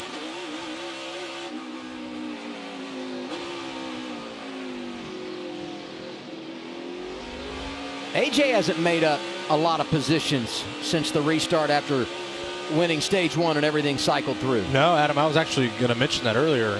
Track position is key here, it looks like, because you would think with AJ and the car that he had at the beginning of the race, he would kind of just march up through there, in a timely fashion. But, man, he really hasn't done much. And maybe is this part of their strategy? Who knows? But I think we all know AJ, and when it comes to road courses, he's not just going to sit back and ride. What's up, Jamie? Daniel Hemrick, what a day he has had. He's all the way up to 8th right now. Remember, he changed that transmission, started in the back, then he had a shifter issue early. They pitted, had a speeding penalty after pitting for the shifter issue. He spun, I think, 1 time, and he's still digging. Imagine how good this 18 team would be if they had a clean race right now. Man, me and Ryan, obviously, we're around each other. All 3 of us are around each other just about every day of the week. And to know that the heart and passion that Daniel puts into racing and what he's put into it his whole life, him and Kinsey and the baby Ren, we all wanted so bad for Daniel, so bad. And so to get something, a good, clean weekend, one day, he's going to put it all together and get that dub. I hope I'm there when it happens, because it's going to be a heck of a celebration. We'll be playing golf for sure, so you'll be invited. Continues his climb. That's right. Yeah, got a good run on the 8 there. Nice clean pass, following the 2 through. I mean, lots of time, too. Jamie mentioned, it's a laundry list of things that have gone wrong, and we haven't even finished stage 2. So in the 7th spot, you keep climbing, and who knows, get a good pit stop here and put yourself right in the game to maybe go out and pull off your first victory. That's right. Perseverance, adversity, you got to overcome all those things each and every race. It's 8 cars off pace here. Yeah, Hemrick just went by Miguel Paludo, and you can see he is way off the pace. Hopefully might have the same issue the 9 had. I wondered about that, Jamie. What is it? They're saying it's the gearbox issue for Miguel Paludo. He should be able to get back to pit road, I do believe, and no caution I would anticipate, but this was about the time in stage 1 when we got the yellow. He does make it to pit road. We stay green, and there'll be 4 laps to go this time by. On that shot that you had just shown of the 8 car coming to pit road there, it looked like there was a fire underneath his car. But you're right. That's exactly what we saw on Noah, right? Yeah, not as big, but more information on the 8, Jamie? Yeah, now he's saying transmission. I cannot put it in gear. His whole drive shaft just come out of the car. Fall out of right here in front of us. Wow. So that might be a case of maybe wheel hop, something like that really put a lot of stress on everything in the rear end. And yeah, we saw on pit road the drive shaft is literally sitting right in front of us in pit box 39. So I'd be curious to see to know what happened to cause that thing to break. Well, is that going to be a caution too? Because it's in the lane there. I don't know how that works out. Look at this. Great battle here for second place here. We thought these were 2 drivers that could very well make it back to Phoenix, race each other for the championship. Only drivers with multiple wins this season. And now Allgaier gets around Cindric, put him to 2nd as we go back and look at Allgaier's teammate and see if you check anything out here on Paludo. Everything looks good right now. Gets shoved out. Was it that little bit of going over the curb? Like, it had to be something leading up to that moment, and that was the final breaking point. You remember earlier in the race we saw him wheel hop really bad into one. That is true, into one. I wonder if that had to do something. All that just compounds and compounds and compounds, and if he did it after that, we don't know, but we saw a big wheel hop from him, and that just really hurts everything. So it might have been something like that, to where he wheel hopped a few times, and it eventually just had enough stress on everything that it broke. You know, I feel like Junior Motorsports has been so good lately. I mean, Allgaier winning races. Mentioned Josh Berry. They swept the 4 Dash for cash events, winning a bonus $400,000 when you add up the 4 weeks for the team. And today, 2 drivers out. That's the bad part of the scenario. But Allgaier carrying the flag up front, and that's not surprising. Good road racer. That's right. Michael Annett, the other driver from JRM, scored back in the 15th position. No, I hate that for Paluto, too. You know, he comes back and runs NASCAR every now and then, doesn't get many chances, and was having a great run today in the top 10. It's a shame it ended early for him. Got the 0-2 here on pit road. Brett Moffitt, the SoCal Camaro there. Looking like he was doing pretty good. P12 before he pitted. So looks like they're trying to pull a little bit of strategy to have the right track position when the stage ends here. 4 laps to go, but definitely a good looking car for Brett Moffitt there. Yeah. So if I'm AJ Allmendinger, you know, and he's in the spot he's in right now, I'm pitting before this stage is over. You already won a stage, kind of got your stage win, your bonus points. I'm coming to try to cycle up to the lead, because we've seen how much trouble he's had. You look at him, there's just a gaggle of cars right in front of him that he can't get around. So if I'm that team, I'm thinking of pitting early and trying to cycle like other cars did to them in the first stage. Yeah, you know, it's so hard to make the call, but you got to believe that's the winning strategy, right? Because you look at the front runners and how they've played it at the end of stage 1 versus those guys that went the distance before they made their pit stop. Yeah, I wonder if AJ's starting to get a little bit flustered. You know, you've seen him wheel hop there into 11. And you know what that shows? When you're at road courses and AJ hops, it makes me happy, because it shows that he is human, because I do the same thing and I try to figure it out, and I always think that the road course guys never make a mistake. They make it look so flawless and so easy. It's just that they can recover so quickly, I don't recover. Right? I mean, that's the difference. Hey, and here's the recovery of the day. Hemrick is marching to the front. Yeah, good pass on 5th over Jeb Burton. Jeb having a really good day, putting together a good season as well. Yeah, Jeb's in the playoffs. First year driving full-time for Colleague, won at Talladega. And there's his cousin, last year's Rookie of the Year, Harrison Burton, driving the 20 for Joe Gibbs Racing. He's 9th, and looking in his rearview mirror at the aforementioned A.J. Allmendinger, who's exercising no patience right now. And we're coming to 3 to go in the stage, and here I would say is a planned pit stop for Austin Cindric. Regan? Well, it's absolutely is planned right now. Earlier, he needed more drive and turn. They made good adjustments on that last stop and gave him both of those things. Now he needs a little bit more. He wants more advantages in those spots of the corners. Jamie? Kevin Harvick, new look for this race in the 5. And his pit box now need a more forward drive. Earlier, they've been adjusting on that car to make him better. Harrison Burton in the 20 in as well for some adjustments. Air pressure, you see the track bar adjustment right there. Looked like they were maybe a little slow on that, and a 4 tire stop. And Blaney, we wondered what they would do. Allmendinger this time decides to pit and play the track position game rather than staying out and collecting points.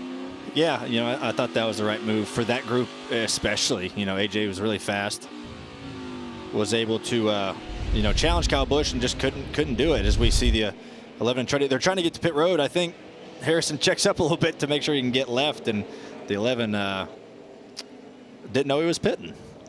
And keep this in mind, everybody pitting here, and we know pit road will close with 2 laps to go on the stage, but because he's leading, Kyle Busch still could make a pit stop prior to the stage coming to a close. Yeah, but I think, you know, they're looking at, hey, you know, we have a good enough car we think can go the distance and get back up through there if they do decide to take the stage win. But I think, look at AJ, I think they picked up 2 spots on that pit stop, but a lot of cars pitted there. So the gain, he's still going to have some work to do when we go back racing for stage 3 here. A bit of a bobble for Cindric you saw there. Yeah, it looked like the right rear had a little bit of problem. Seemed like it wasn't jacked up high enough. to when they, you know, the right rear has droop in it and it was on the ground where the hanger couldn't put it on. So that's a costly issue for that group. Hopefully they can make it back up. 18's or the 18th. Yeah, I did it. 54 is coming here. Yeah, they are. I mean, and he has to do it now, because if he doesn't do it now, the option to pit before the end of the stage is gone. That's right. Because we'll close pit road, but Kyle Busch going to make his stop, and so is Justin Allgaier, who was scored in the 2nd position. We'll see if this is the move that puts him in position to win the race. Daniel Hemrick in as well, Jamie. Yeah, let's see what they do here for the 54. He said he was lacking that left rear grip like the 22 had. An air pressure adjustment already happened, a 4-tire stop. I don't see any wrenches here. Chris Gale off the box, no chassis adjustments.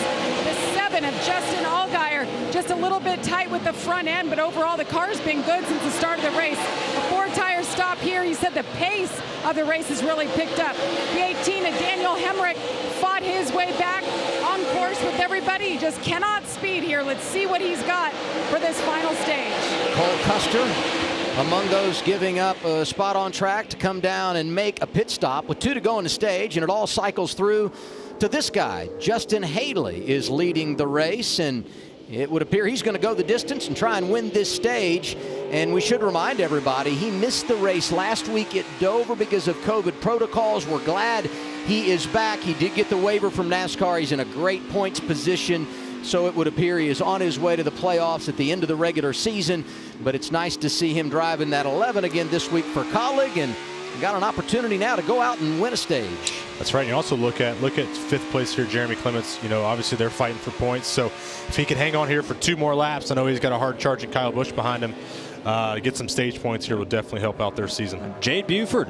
That's right. You know, is Scott Borchetta's team. You know, we interviewed Scott earlier today, and that's a great new team. You know, and a great opportunity for Jade to go out and run a 3rd right now. That's awesome to see. And you know what? They've done a great job this year. I mean, he couldn't run Daytona because he just didn't qualify, right? I mean, he had never made his start. That's right. And so he wasn't approved. His first ever start came on the road course at Daytona, or at least this season that was his first start, and they've continued to battle. And when you look at what they've done, 4 or 5 top 20 finishes for a new team, they have really delivered, and this is great to see them running up front at the track where it all began between owner and driver. Such a warming story just to hear how it started, the relationship there. And everybody loves an underdog team and a brand new team. Obviously, the underdog is going against big teams, big names. Kyle Busch, Kevin Harvick, all these guys you're racing around, you can learn from them. But when you're out running them, you know, whether it's strategy or just flat out running them, you want to make the most of it and put together a good solid day. Super cool for them. Michael Annett, 2nd place. Opportunity to gain some points. He's been using that right front bumper a little bit. 66 off track here. Timmy Hill. Ooh, Brandon Jones. It's that yee-yee. Toyota, again, just not having a yee-yee day. I mean, luckily for him, they played the strategy the way they did to get the points at the end of stage 1. That could save them in regard to the points because of the problems he's had since. This is the final lap of the stage. Good racing everywhere, and so many drivers out of balance on tires as we go on board with Haley, who's trying to bring it home. Listen to that wheel spin there. Yeah, that's an area of the racetrack, you know, over 9 right there, that the car gets really light. There's kind of like a peak right at the top of the hill there, and it's super easy to spin your tires. Yeah, I know we're in 1st gear, Cup cars. I think they are too. Yep. So it's really easy to do that, especially when you got, you know, 15 laps on your stuff, and they really have gotten all you can get out of them. We got word from NASCAR. They're going to leave the green flag out. They'll collect the 66 of Timmy Hill when the stage ends. I want you to look where Kyle Busch is. He's pitted. Allgaier 7th. He's pitted. Almeniger is up there. He made his pit stop. So did Kevin Harvick. I mean, when we go racing to start this final stage, you're going to have some big-time names at the front of the field as everything cycles out. The restart for stage 3 is going to be good. Who's going to go for it there? Because, I mean, obviously the class of the field is the 54 of Kyle Busch there. So he'll obviously inherit the lead once everybody pits here after this stage breaks. So Allgaier is going to have to give him all he's got. Been a nice weekend for Justin Haley. and quietly a good road racer, and another one of those drivers that's doing double duty this weekend. He'll be in the Cup race tomorrow. That's the plan. And here he comes up to turn 20, and then he'll drive down the front straightaway to get the green and white checkered flag. It's going to be a stage sweep for Colleague Racing. Stage 1 goes to A.J. Almeniger. Stage 2 to the driver out of Winamac, Indiana, Justin Haley. Michael Annett, Jade Buford, Austin Dillon, Kyle Busch complete the top 5. Haley the man right now at COTA.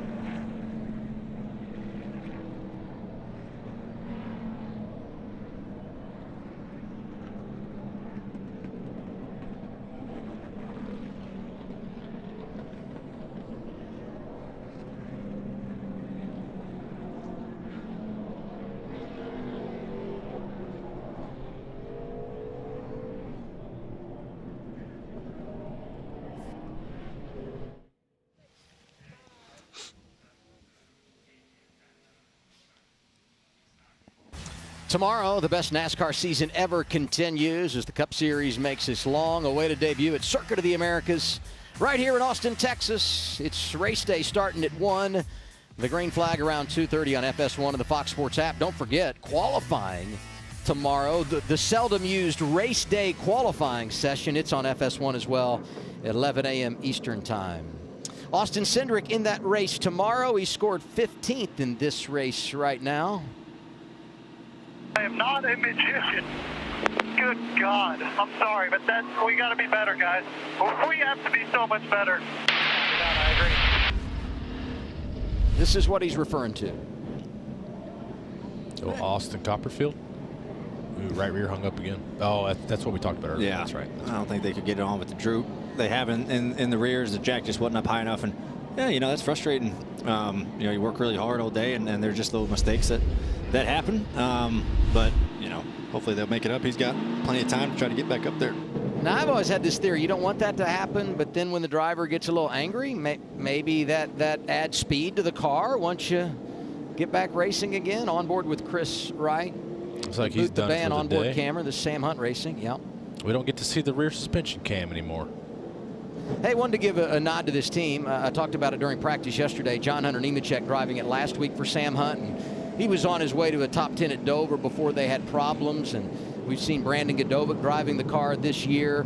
And also Santino Ferrucci, who's done a great job when he's had opportunities in the first few races of the season. He's at Indianapolis and trying to run the 500 and had a bad crash earlier this week. So want to send well wishes to him. Good to see him back at the track after he had the accident. Pit road is open as we wrap stage 2. And here come the front runners, Regan.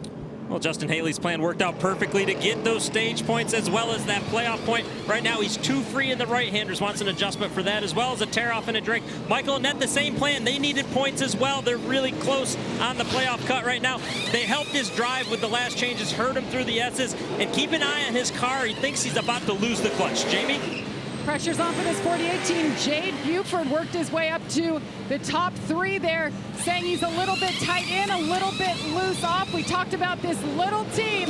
It all started right here at Circuit of the Americas. Jade Buford used to be a driver coach, and it's showing here today. The 51, Jeremy Clements, they fixed him up as well with some adjustments, air pressure, and 4 tires, Adam. Jeremy Clements with new paint on the car again. I don't know if there's a driver that works harder at marketing than Jeremy Clements. The leader when we come back for the final stage will be Kyle Busch.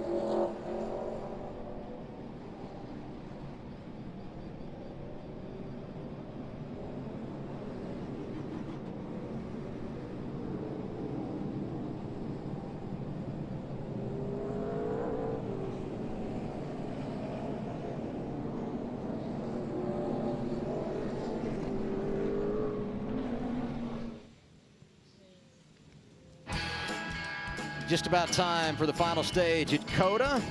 And since we're in Austin, we got to do a little barbecue. Okay, rate the hats here. Is Cindric's hat better than mine, or do you give me the nod? What do you guys think? This might be a loaded question, actually, for the two of you. I'll let you have it. I'll give it to you. I'll give it to you. Yeah, I'll give it to you. I mean, I don't know what yours just says barbecue, I think, but yeah, it's solid. I mean, and you're presenting your dish and your entree. Yeah, and, looks you good. know, it's good. Well I think done. Well done. that's an actual photo, everybody, of Adam. yeah, we photoshopped go. everyone else. That's actually Adam. Yeah, well, I wish actually I had had those abs that you were sporting in that last photo, Blaney.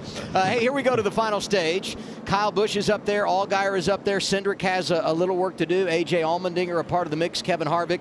This is kind of what we felt like the end of this race could look like. So handicap it and tell me what we're going to see in this final run. You know, I mean, it would be curious to see if everyone's gotten their car better. You know, the 54 has been the fastest one all day. We've seen it. People can hang with him for a few laps, but his tires last way longer, it seems like. He's able to keep his speed. So AJ cycled back to the front. he looked to be the closest competitor to Kyle. So I'll be curious to see if they've made some changes to that 16 car to see if he can stay with him a little bit more. They're going to have to make something happen early, a mistake on a restart by Kyle, or be able to dive on the inside into him, getting into one. So it'll be interesting to see what shakes out here, but the aggression level will definitely go up as we come to the restart zone here. 54 on the inside, 7 on the outside. They're coming up here for the final stage restart. How much you want to bet the 16 goes 3 wide? I'm going to take you up on that. All right. What about the 18 sitting 5th? I'll take that. Good start by the 54 here.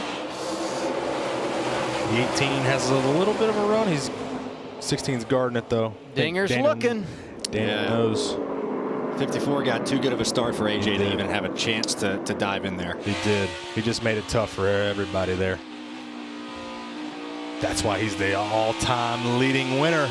Who's going to win this battle? Almeniger, Allgaier into the S's. That's a big move right there for the 16 to get in front of him right there. I raced against AJ for my first 2 years, I believe, in the Cup Series. And we were at Martinsville, and I tried to outbrake him. That didn't happen. And in the next straightaway, he puts his finger out and waves it like, "You'll never beat me doing that." I was like, "Oh, okay."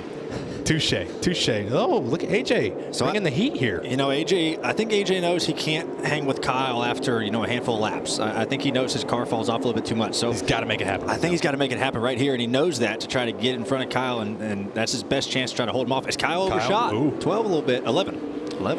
Borderline lockup there for the 54. So AJ's trying to pounce, but man, the good drive off. And actually, the entry for Kyle, it definitely hurt him, but it helped his exit get straight launch. 22 on board here. Harrison carrying that left front. Oh. Okay. These two had a bit of a run in earlier this season. I want to say it was Vegas, if I remember right. I don't know, but what do they say about the 3-tap rule? Once you're there, twice it's like, okay. I don't know. In WWE, that's match is over, so. That's the only thing I know about it. That's a great promo. I mean, we've got the WWE on the Fox family of networks. Yeah. That's right. Blaney, is that another note card you had? You know what? Actually, that was just all luck. He tied that in really well. That was actually impressive. Look at that. The 2-for-1 here. Oh, how often can you get a 2-for-1 at COTA? Like never. You could go to McDonald's and get you one real easy. How about that? Now that was on a note card. No note card needed for that. Look at that. The folks in the truck playing along. SmackDown Friday night, 8 Eastern on Fox. There you go. This is a great battle between Harrison Burton and Austin Cindric. I feel like they've been side by side for half the lap. Austin trying to make up some spots from that little bit of a slower pit stop. He's trying really hard right now. But you got to go, right? I mean, it is time. 12 laps left. Absolutely. I wouldn't say the gloves are off, but they're hanging on barely. So it's some of these boys, they're getting after it. 22 and 20. I guess there was some past history, like you said there. So not much give and take at all. So you just have to be aggressive. And you all know, when you get to the third stage, it's been a long day. You have a bad pit stop that works you up. It is time to go. And get after it and put on a good race for everybody. Harrison, turn 1. Those yellow curbs right there, they're almost like a pyramid. They come to a weird point, and they're tall. They're really tall. You see them at really the apex of every corner, and especially those tight ones. Like turn 1, turn 11, where you need that drive off. They can really hurt you. As AJ, man, I'll tell you, Kyle's missed that apex a couple times, but he's still got good drive off. Yeah, he's getting a straight drive off, which helps out a lot. So. Talked about Brett Moffitt earlier. He's in the top 10 now. He's running for Xfinity points. He switched over from the Truck Series, so they need to make something happen. Now, he's not going to make the playoffs on points, but because he's now eligible, should they go somewhere, sneak out a victory, he could, maybe have a chance because he hasn't missed any races this year. Oof. Oh, man, that was aggressive. Shot to the 20. Harvick nowhere to go. Cole Custer is there. Okay, gloves might be off now. And you said 12 to go, and I know the sense of urgency has got to be up, but on the other side of that, 12 laps here is like forever. It's like an hour. Yeah. And it's not even 12. I mean, it'll be 12 to go when we come back around. It's going to be a strong finish at Circuit of the Americas. Things are already getting physical.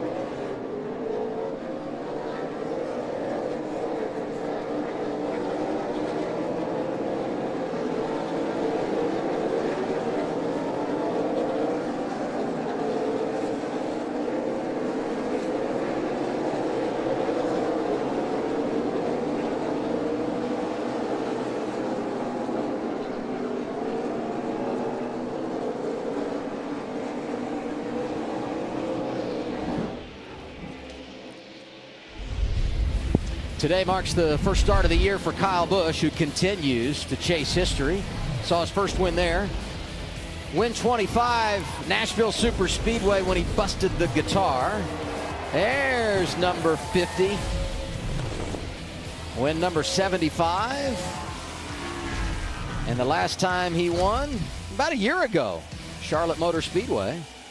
I believe it was Charlotte Motor Speedway, out-dueling Austin Cindric on the final lap. And now he's at 97 career wins. He's got 5 starts this year, this being the first of those. And when you look all time, Mark Martin 49, Kevin Harvick 47, they've combined for 96. That's second and third on the all-time wins list. I would say Kyle's pretty decent. Kyle's pretty good. Pretty good, for sure. So anytime he steps in one of these cars, you know, you definitely put him as one of the favorites to win. So, and it's definitely showing like if everything goes according to plan today, then he'll be victorious. But we all know that nothing ever goes according to plan inside NASCAR. Harrison Burton making a good pass on Myatt Snider. That Dex Imaging car, good-looking car. Dex Imaging, good partner. And we have more on Kyle Busch with Jamie Little. Well, and Bubba, one thing that we know too is that when Kyle runs in Xfinity, he usually really performs well on Sunday. And just a note on that 54 car, it went to victory lane in the one and only road course race we've had prior to this, with Ty Gibbs behind the wheel. Ty Gibbs will be back in the car next weekend as well. And then the next time we see Kyle, he's going to be in Texas, Road America. He'll run Atlanta this summer, and Nashville Super Speedway. So those are the races that he has remaining on his schedule, and 3 wins in the 5 races, and he will hit the century mark. Crazy to think about 100 wins for him. You know, we can all look back and remember just about, I wouldn't say the first one, but definitely, you know, a lot of them. And I've obviously been a part of the organization when he was there winning. I mean, it's just incredible what he can do and what you can learn from. You know, I was texting him last night after Xfinity practice, just to see, you know, what was different from when we tested here, you know, what to expect in a Cup car. And, you know, he's there, somebody to lean on. So somebody I look up to and has helped me out in my career for sure. Yeah, but not only what he's done on the track, but, I mean, you talk about it, Bubba. I mean, owning the vehicles in the Camping World Truck Series and all he's meant to the development of so many young drivers. I mean, you've been through that system. That's right. You know, Eric Jones obviously was unbelievable in winning a championship. You think about what Christopher Bell, you know, did. I mean, just across the board, so much talent that has made it to the top shelf in NASCAR, courtesy of Kyle Busch and the doors that he has opened with his truck program. It's pretty cool to follow his career. Kyle Busch is a racer, and he definitely wants everything there. Oh, big contact between the 5 and the 2 there of Harvick and Snider.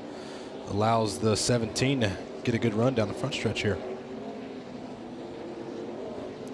This place really is about momentum, isn't it, Ryan? I mean, you get off somewhere or miss a mark, and you can go in the wrong direction in a hurry. Yeah, that's all about road course racing, and it's big to not have any momentum breaks. Kyle Busch leading. He's led 25 laps today.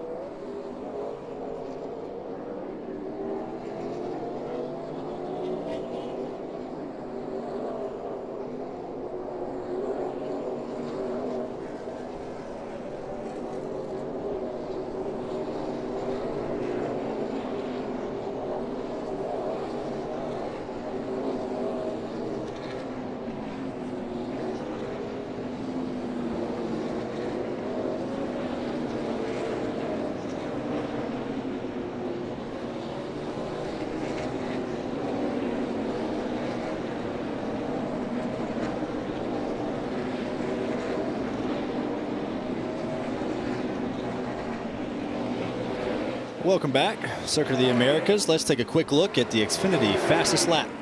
Kyle Busch, obviously half a second faster than AJ Allmendinger. Pretty impressive. I think we called that, didn't we?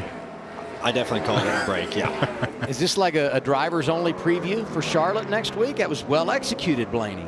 You know, I'm knocking the rust off here, and I've messed up a lot of transitions today, so I'm surprised you guys let me bring us back from break. Practice makes perfect. That's right. Here we go.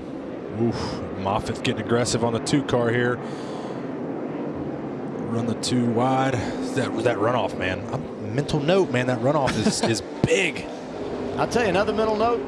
Track position, because look at Haley. No doubt. Just like Allmendinger. That's right. Nope. You win the opening stage, or you win the stage, you pit, you lose the track position. It's just so hard to get it back. Yep. Oh. Something's going to happen with these 3 cars right here. Kyle Busch doesn't want it to happen. No, that's for sure. His lead now over 5 seconds. Got the 18 on pit road here. On Allmendinger. Seems like the problems have come back. Definitely got to be an unscheduled pit stop. Yeah, I mean, no way you would have pitted here, right? For sure. I would say if the caution would come out for some reason, it might pay off for him. But here they are. What's up there, Jamie? That is a big surprise because literally about a half a lap ago, they've got a problem inside. Maybe it's the shifter again. I'm listening to them.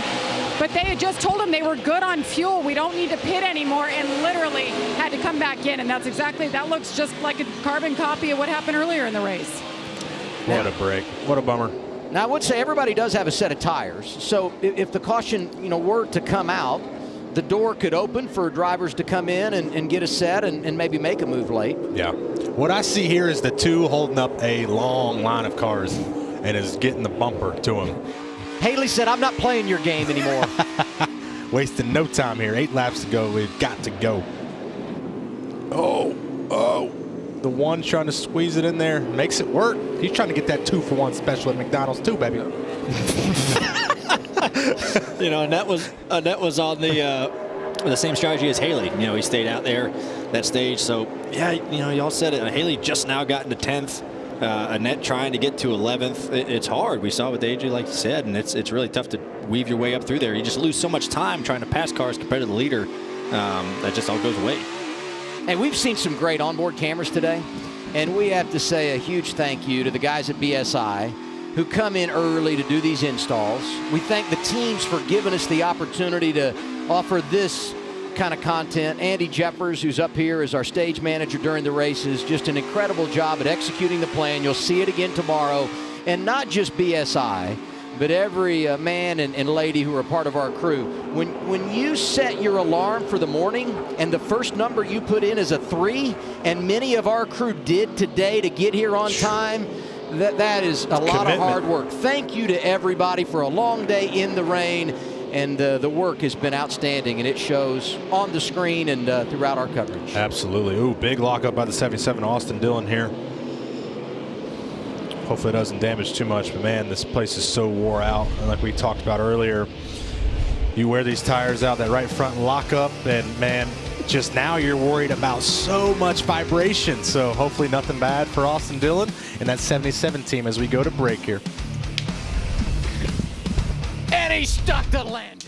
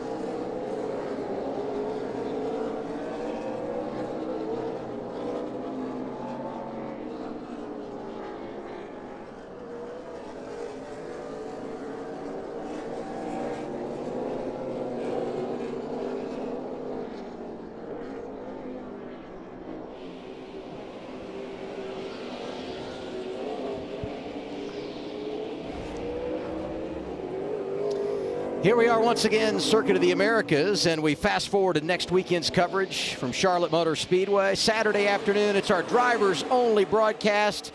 And, and Chad Knaus is going to be on with us, so it's kind of drivers-only plus Knaus in the studio. This is an all-star lineup here. I'm just happy to be a part of it. I've been on pit road, a couple times doing the pit reporting. I did Pocono and Charlotte. Very happy to be invited to the booth.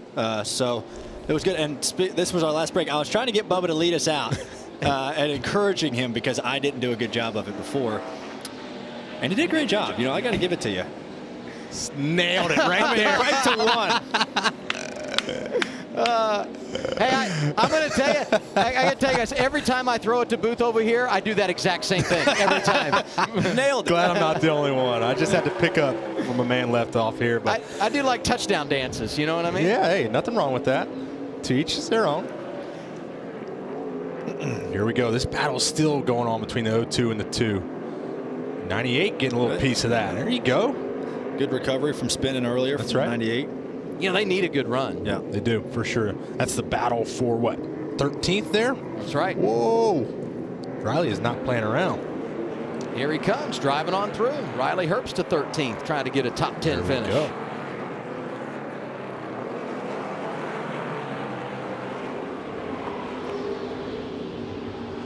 Well, I gave it to him too soon.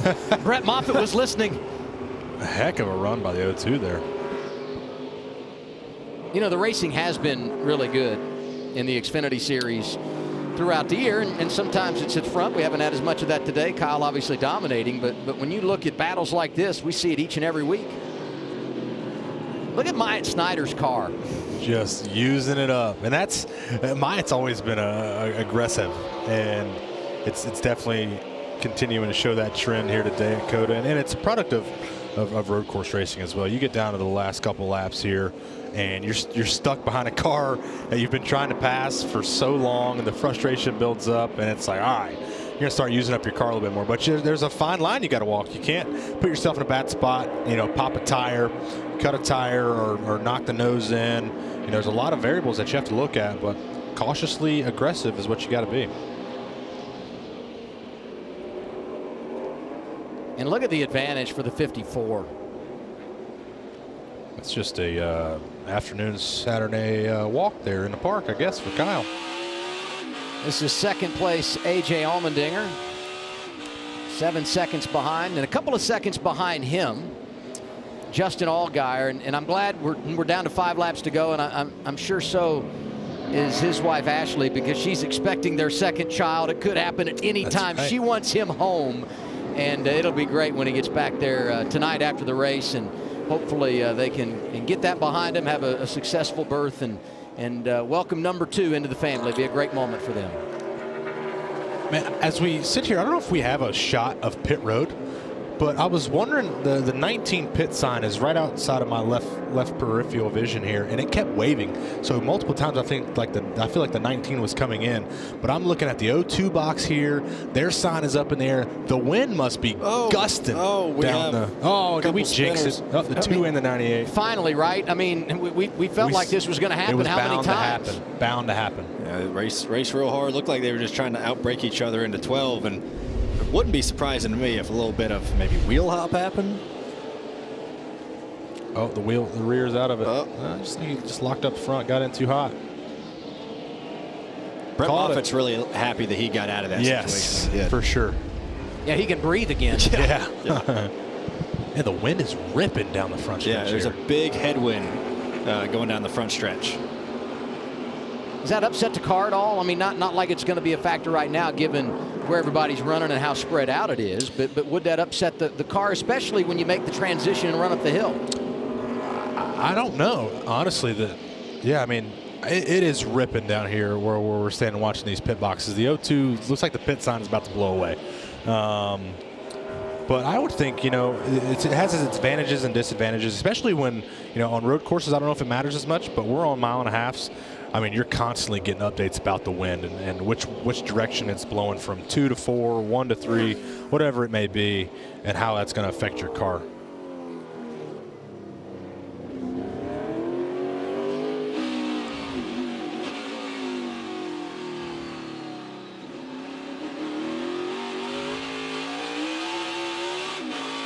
4 of the top 5 will be racing here tomorrow in the Cup event as Hemrick comes back down pit road.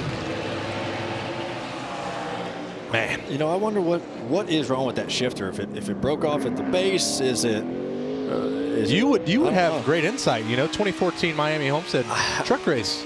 That was a lot easier for me to deal with Homestead with a vice grip shifter than here. I don't know if a vice grip shifter would last here at all. But yeah, I've broken a shifter before, and it broke right at. There's a little boot that sits, that kind of covers the shifter handle from the transmission that comes up by your right hand, and I had to put a vice grip on the bottom of it, kind of right where it's stuck up in that boot, and that's what I used to shift. So that Homestead where you're not shifting is no problem. Here, that is probably undrivable. Big problem. 2 good runs here for Jade and the 91 of Preston Pardis here. Yeah, you don't see Preston running, full time, but a good little road racer. His father Dan raced in the series. You see him pop up on iRacing doing a lot of positive things. And I feel like every time he comes over and runs an Xfinity car, we say his name.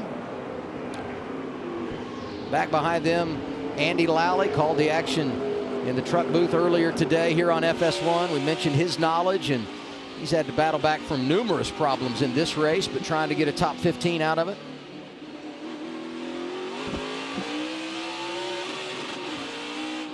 Bouncing off the chip a little bit. How many shift points are there around here? We were talking about the deal. I think it varies on, your ratios that you have in your car. So, and it's also driver preference of, hey, I want to use the chip here, or I wanted to shift a little later, a little earlier, big wiggle for the 7 there through the S's. He's definitely trying to get home to see that, the newborn. Oh, yeah. But like I said, it's preference. So it definitely different. I think I would say it was different between me and Ryan for sure. Can't give you an exact number. Did you see how much grass was taken up there from the splitters? I shouldn't have said anything because that's a mental note. Dang it. I'm just giving away all my tips and tricks. I don't want your tips. That's for sure. Kevin Harvick getting racy at the end of this thing, putting a move on Austin Cindric. Cindric had driven it up to 4th, but now fading just a bit in the latter stages.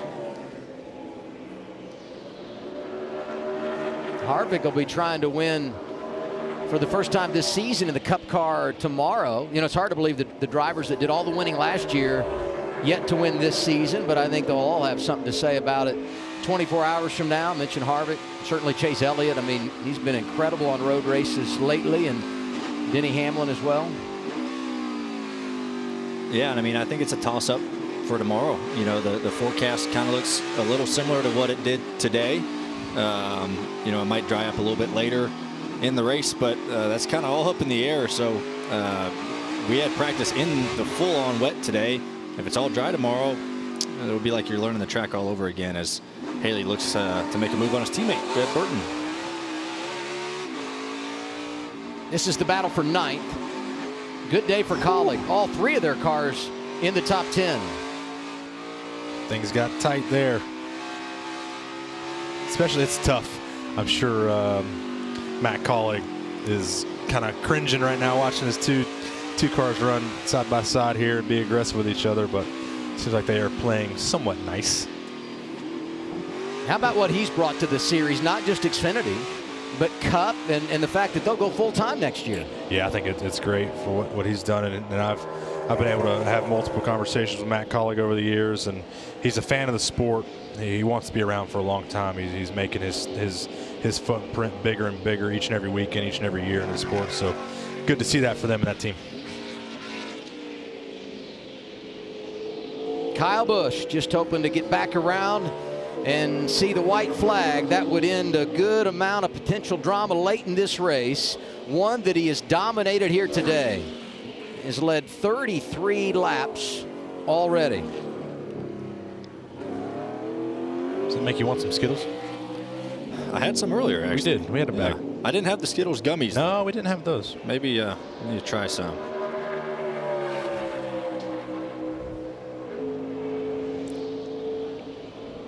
I know for a lot of drivers, mentally, it's got to be tough handling some of these tight corners in the position he's in with such a large lead, but for him, it's got to be old hat, right? He's been here so many times.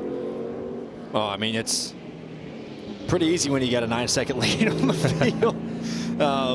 You know, and I'm sure right now, you know, he's taking a little bit easy, but I'm sure he's trying things, you know, trying new things, new places to turn in the corner, break, things like that, just to gain experience. You know, Kyle's always looking to gain experience and try new things that'll help him for the Cup car, and it wouldn't surprise me if he's doing a little bit of that right now. 54 team trying to stay undefeated this year on road courses. Talked earlier, Jamie mentioned it, Ty Gibbs winning on the road course at Daytona. And Kyle Busch trying to finish things off here at Circuit of the Americas. He's back on the front straightaway, and he'll see the white flag this time.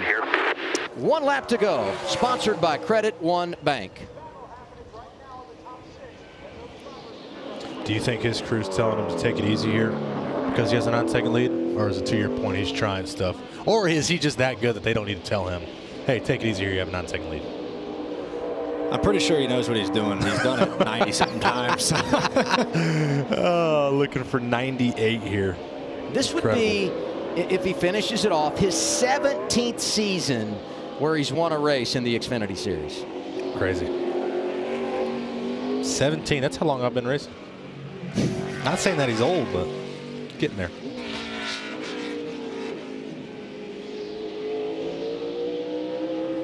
Takes it to the top of the hill, and he'll work it down to turn 11. And there's Chris Gale. Been very, very good on the pit box throughout his career, both on the Xfinity side and the Cup side. Working with so many talented drivers at Joe Gibbs Racing. Do you feel like the crew chiefs look at themselves? Because you know they're watching the broadcast. Does he think he's looking at himself? I think he is, but he's acting like he's acting. They all got to act like it. Yeah. Like he's like, I can't look at the monitor right now. I'm on TV. A win today like this make Kyle the favorite tomorrow? Hey, well, Jamie said earlier, you know, when he does good on Saturday, it shows and carries over to Sunday. So he was fast in practice. He was pretty happy with his car. Had a debrief with him. So, man, I don't know. Can never count him out. 1 Cup win this year. Came at Kansas. Also won that weekend in the Camping World Truck Series.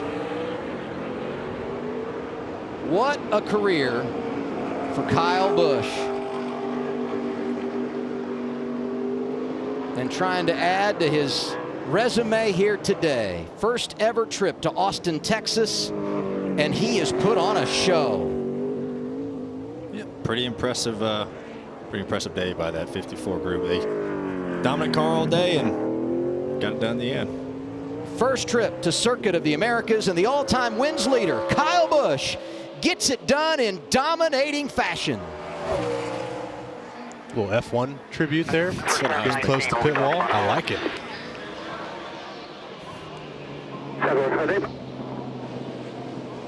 '98 career wins, 3 victories on road courses, and COTA makes the 27th different track where he has gone to victory lane. How about this? 217 career wins when you look at the top 3 series of NASCAR. Almeniger, Allgaier, Harvick, and Cindric complete the top 5.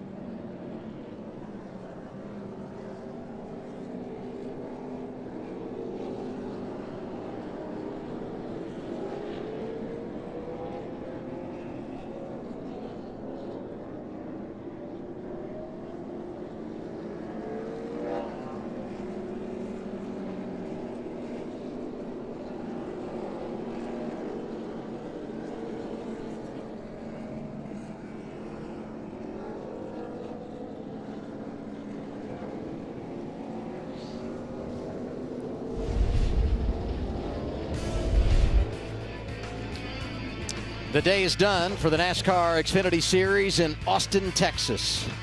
And some of those racing behind Kyle Busch may be glad it's over, because old number 54 laid it on him today. Victorious for the 98th time in his career. That's what I call taking him behind the woodshed, guys. Definitely was a kick in the day of you-know-what here in Texas. Called at COTA. Awesome race here. Man, I'm still excited for our race tomorrow. This race definitely learned a lot, showed a lot of what to do, what not to do. The passing zones, the don't pass zones. I mean, just exciting race from start to finish there for sure. Yeah, definitely. We saw great racing, all throughout the pack, all day, really. And like Bubba said, I definitely learned some stuff up here. Kind of, maybe some outbraking zones. Maybe I can run off in some places that I didn't know I could run off in or felt comfortable with. So that's why I love coming up here to the Fox booth. You get to see a lot of stuff. That's right. That you can't really see anywhere else. So thank you guys again for having us. Thanks for everybody for tuning in. You practiced in the rain today. Do you want rain tomorrow, or you want it in the dry? What's your preference? You've seen my stats when it's dry, so I'm praying for rain. We got a sprinkler system set up to our car to where it's going to just keep the track wet around us the whole time. I really enjoyed practicing in the rain today. A full-on wet racetrack with constant rain. I was really challenging, kind of seeing how far you could push your car, trying to drive out of the rubber and cross over it at the right time.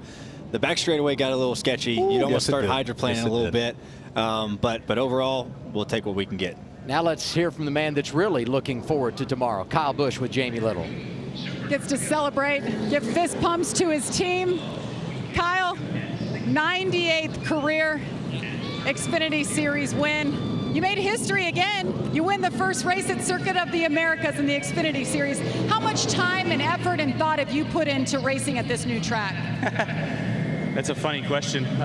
It's an inside joke at JGR, and I got to give a huge shout out to all the machine guys, all the CNC guys, as well as the carbon guys. They helped me be able to get comfortable in the car this weekend for being able to come out here and run on the road course again. A little bit of old 2015 started to flare up this past week, so being able to keep that under control and get out here today and have such an amazing car to drive. Thanks to all these guys, everybody at the Xfinity Series shop, all of Joe Gibbs Racing, Joe, Coy, JD, everybody that's made this possible for me over the years. It's really, really cool to come here to first race for a new track and to win. I'm kicking myself right now because I never won at Montreal, but every other road course I've won at. So, it's kind of a bummer, but overall, just real proud of the effort.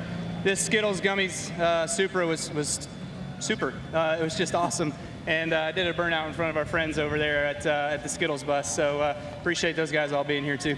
Kyle, what a long day. You started off with Cup practice this morning in the downpour rain, then you qualified in the rain, and you had a dry race here. All of that, how can it help you tomorrow in Cup?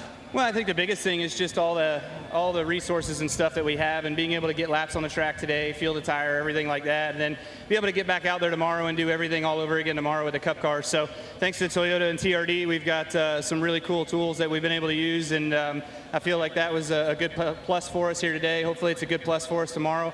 There were another couple fast guys out there that'll be a force to be reckoned with tomorrow, but overall just real excited about today. Cool to win, and let's see what tomorrow brings. Kyle Busch wins at COTA. Regan. It was a strong third-place run for Justin Allgaier, for Justin Allgaier today. Justin, many-time winner on the road courses. Not quite enough today. That 54, just like he was in his own class. Yeah, well, AJ and I both have ALL at the beginning of our last name, so it's easy to confuse us. But really proud of everybody at Junior Motorsports. Our brand professional agriculture Camaro was good.